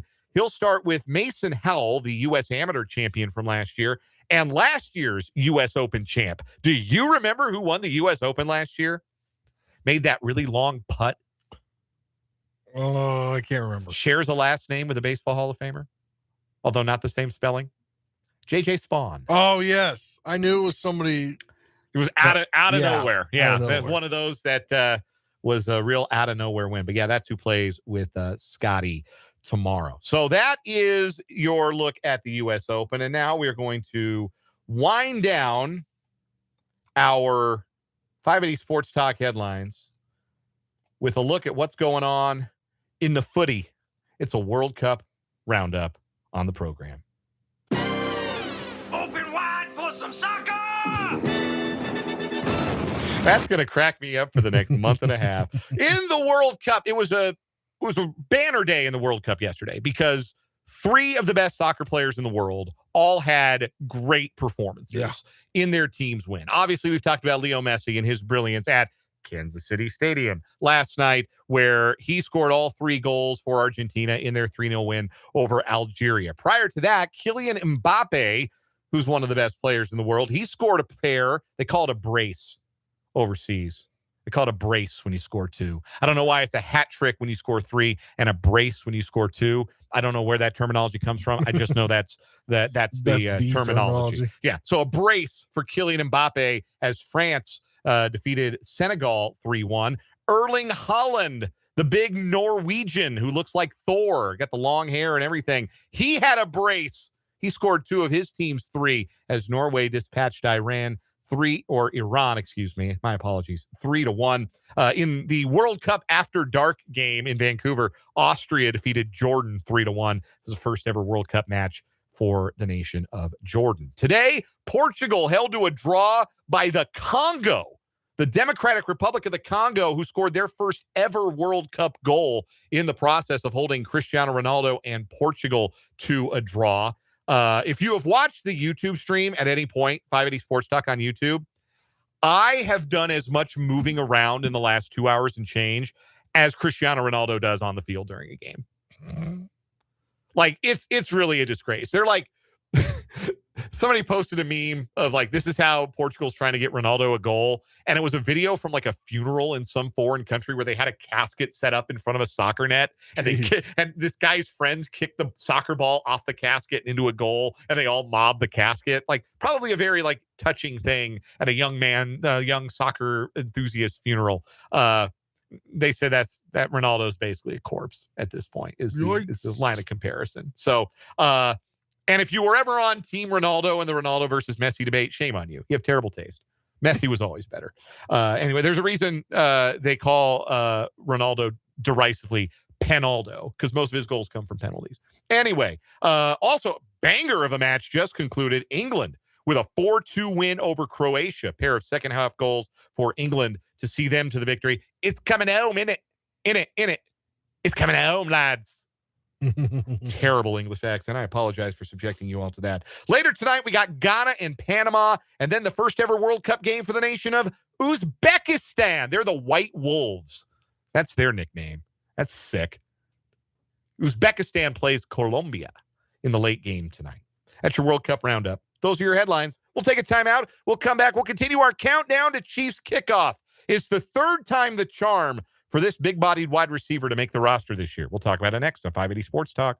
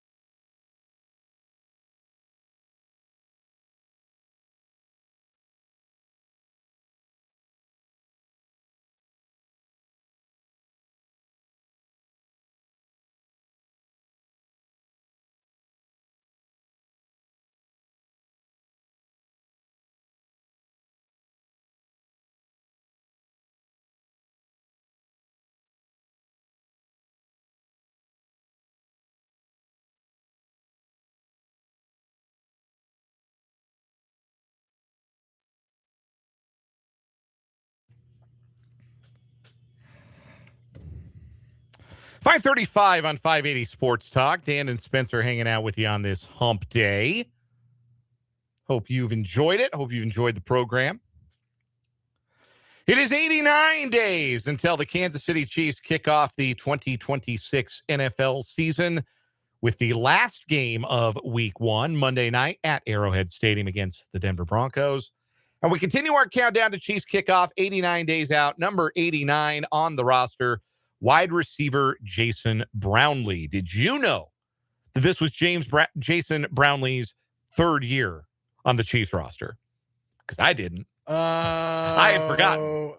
No, but yes. I vaguely remember he was a practice squad guy.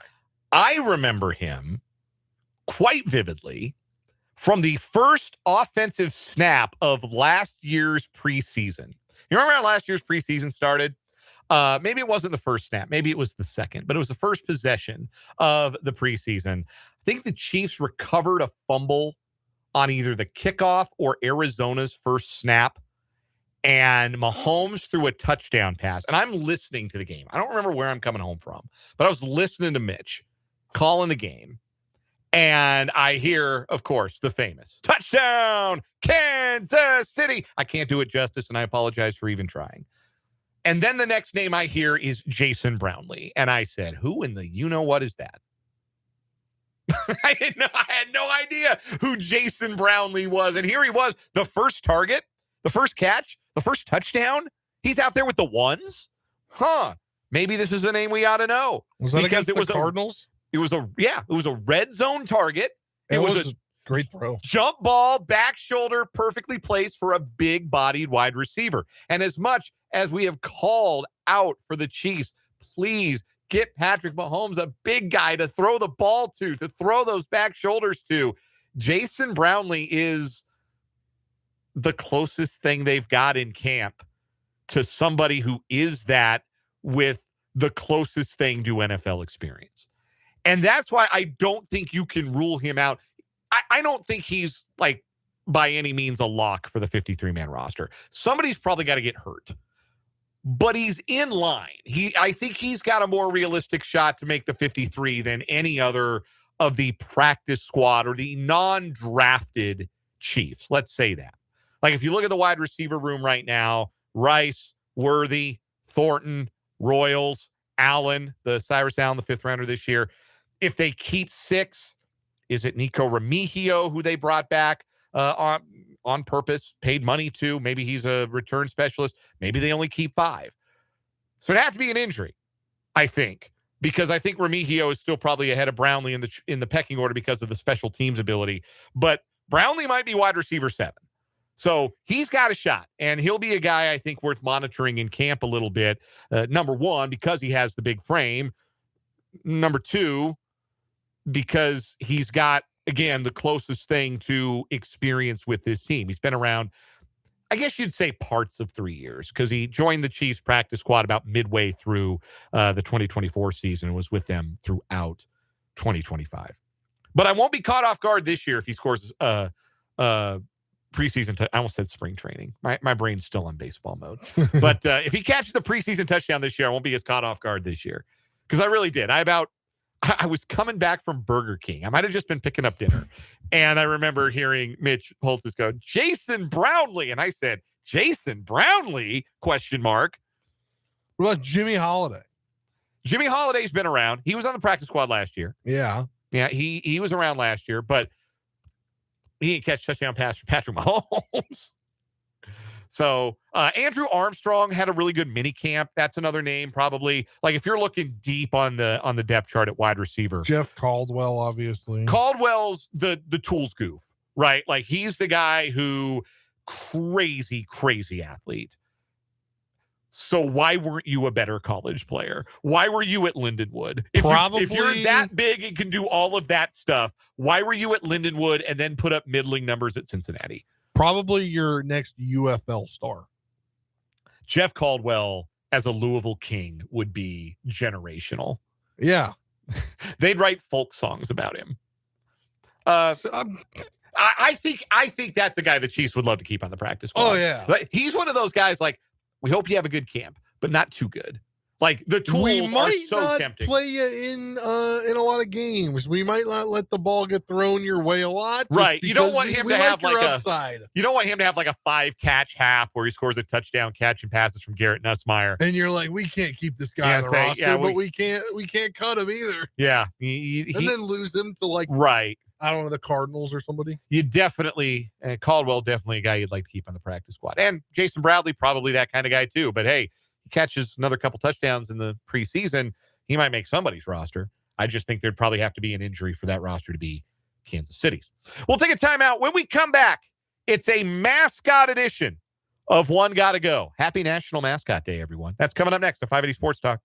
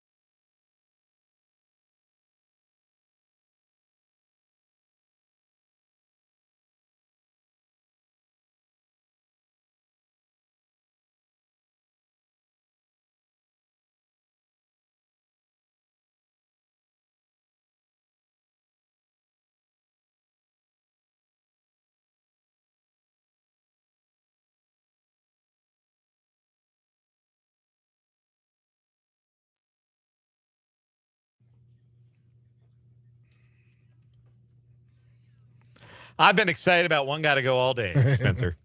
Today is National Mascot Day. Hug a mascot. I love mascots. Live mascots, cartoon mascots, those bulky costumes that I'm sure smell like hell on the inside. Yeah. I am a sucker for mascots. Always been a fan. If a mascot offers me a high five, I will high five the mascot. That happened to me in the bowels of what was then the CenturyLink Center in Omaha before the regional final between Kansas and Duke in 2018. Brendan and I were walking to the press elevator to go all the way up to the press box, which was like 1,000,000 feet in the air. CenturyLink Center is huge. Yeah. There's a massive arena there in Omaha. And we're walking underneath the arena to get to the elevator, and the Duke Blue Devil walked by. And he held out his hand for a high five. And without thinking, I just high fived him. You're not going to not high five the mascot, man. How you leave the mascot hanging? Yeah. I don't care whose mascot it is. You're not going to leave him hanging. When I was covering KU, I can't remember if it was the regionals or the super regionals, but is it Big J? Yeah, there's Big J and Baby J. I think distinguishable it was Big by J? their size. Yeah, it looked like Big J, I would assume. Well, Big J came over and patted me on the head and gave me a thumbs up as I was sending out a post on X. Mascots are the best. Anyway. And then sit down next to me. So I've got 4 One Gotta Goes for us today. 4? I got 4. I've got National one Mascot too, Day. if we have the time. Okay.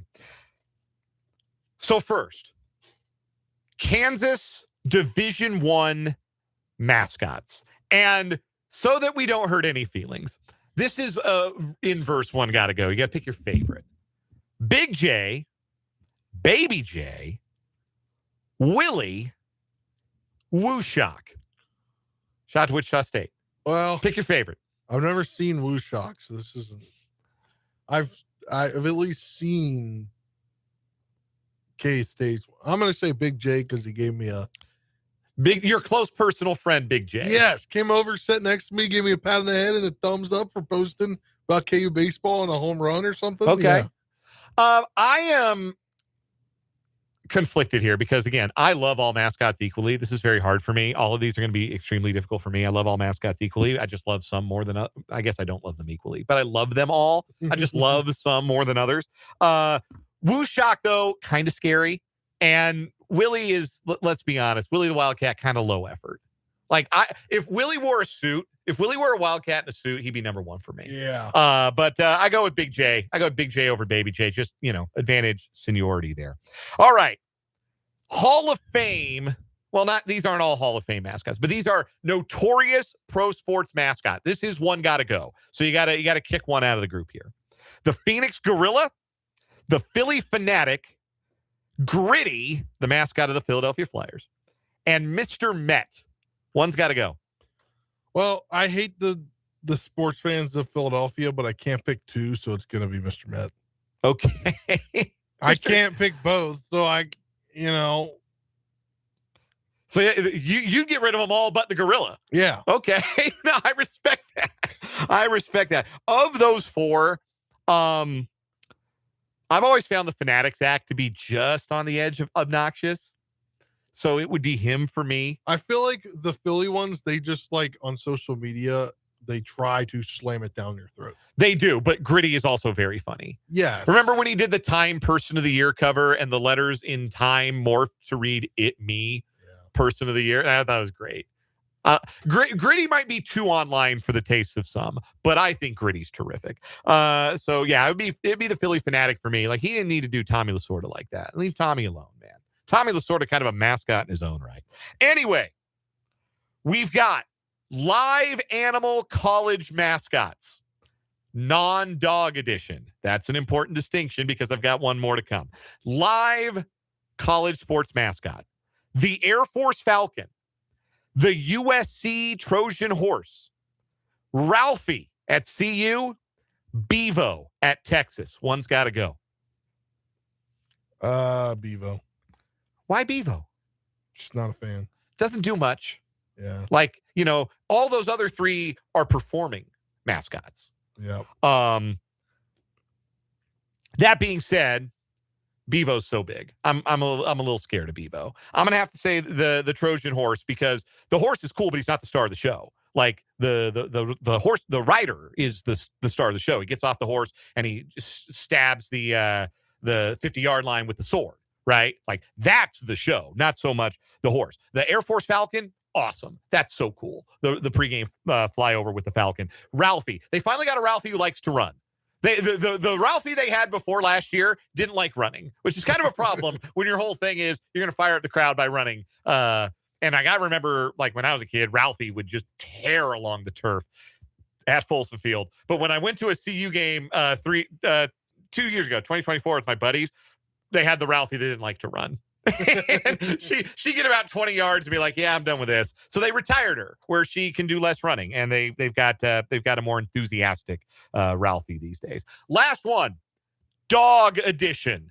You've got to say one of these dogs is lesser.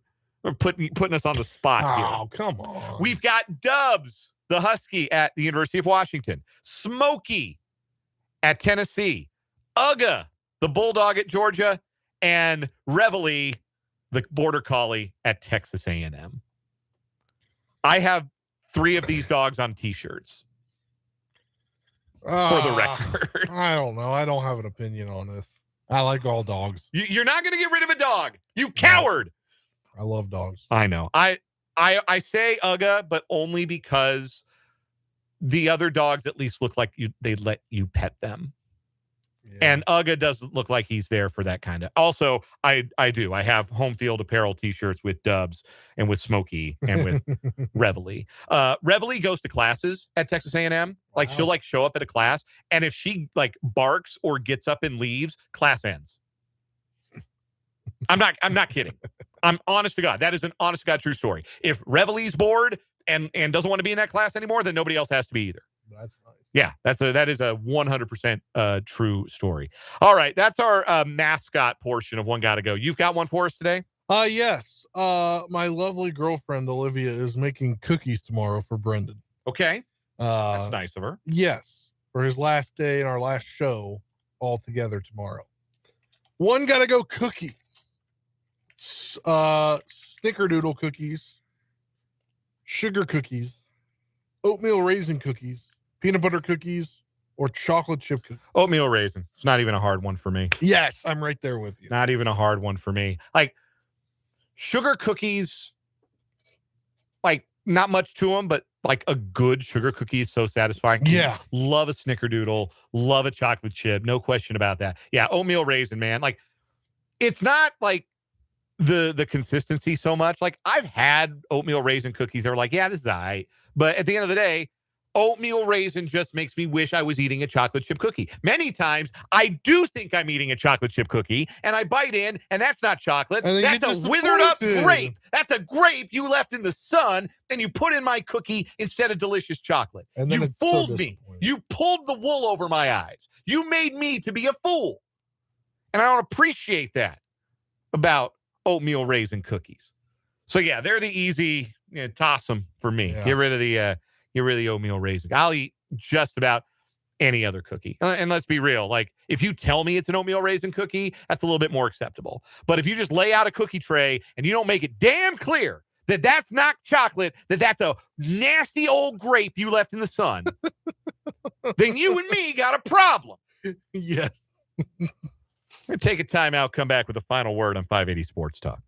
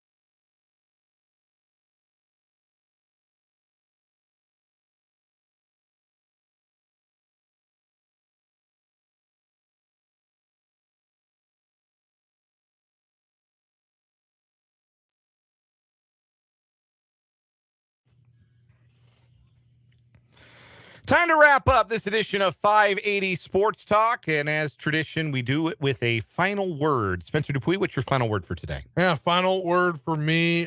People were online last night, and I'm trying to be less online now, just a little bit. I'm trying to just Good get general away. rule. Yeah, Trying to get away I struggle from- with it too. I struggle with it too. Yeah, so I can relate to that. Specifically, the Everything app X. Uh-huh. I'm trying to get away from it. It's becoming, like you, seeing the toxic side of it. Yeah. Everybody in their cousin yet last night was like, Kansas City Stadium is more hyped than it ever will be before a Chiefs game. Yeah. Bro, what the Chiefs have, maybe like 15 years ago, but like, man, the Chiefs, they packed that thing up, and their fans are rowdy, and when they're leaving the stadium, you hear them chanting. So the context there is that one of the more prominent like personalities to make that claim, I think used to be and might still be on the radio, on the Raiders radio broadcast. Well, good old JT the Brick. Makes sense. Yeah, JT the Brick. I think he still does pre and post on the Raiders network. I'd have to look. I've lost a little track of JT the Brick over the years. Yeah. I don't have a Google news alert for JT the Brick. Anyhow, final word for me today is this. Man, if you were at Kansas City Stadium last night to have seen the GOAT, Lionel Messi, put 3 past Algeria. I hope you recognize and appreciate what it is that you got to see. That is genius at work, first and foremost. There are very few athletes, and it feels like soccer lends itself as a sport to that description of its great players, maybe more than any other. The description of genius. Because to see the field, to do the things with the ball at your feet, to do the things after the ball leaves your foot, to see the game unfold in the way that a great soccer player must see it. Genius is the best word I can come up with. And Lionel Messi is the genius of geniuses, the virtuoso of virtuosos. So for him to come to Kansas City and throw down a hat trick in the World Cup, that's a moment for all time in the city and the region's sports history. If you were there last night, man, savor it, because that's one of those you'll tell your kids, you'll tell your grandkids, they'll tell their grandkids. Your great-great-grandfather saw Lionel Messi. There will be somebody who surpasses Messi one day, just like Messi surpassed Pelé. But no, that's a name that will live in sport forever. And if you got to see that in person, I bet it was worth whatever you had to pay for the privilege. That'll do it for 580 Sports Talk today. Come back with us tomorrow from 3 until 6 for Brendan Wierzinski's Swan Song. It is our friend Brendan's last day on 580 Sports Talk tomorrow, his final show. We're going to have a lot of fun. We're going to do a little bit off the wall, not as much maybe hard sports talk, but we're going to have a lot of fun with our buddy Brendan and send him out in style. So we hope you'll join us for that. For Spencer Dupuis, I'm Dan Lucero. This is 580 Sports Talk. Good night.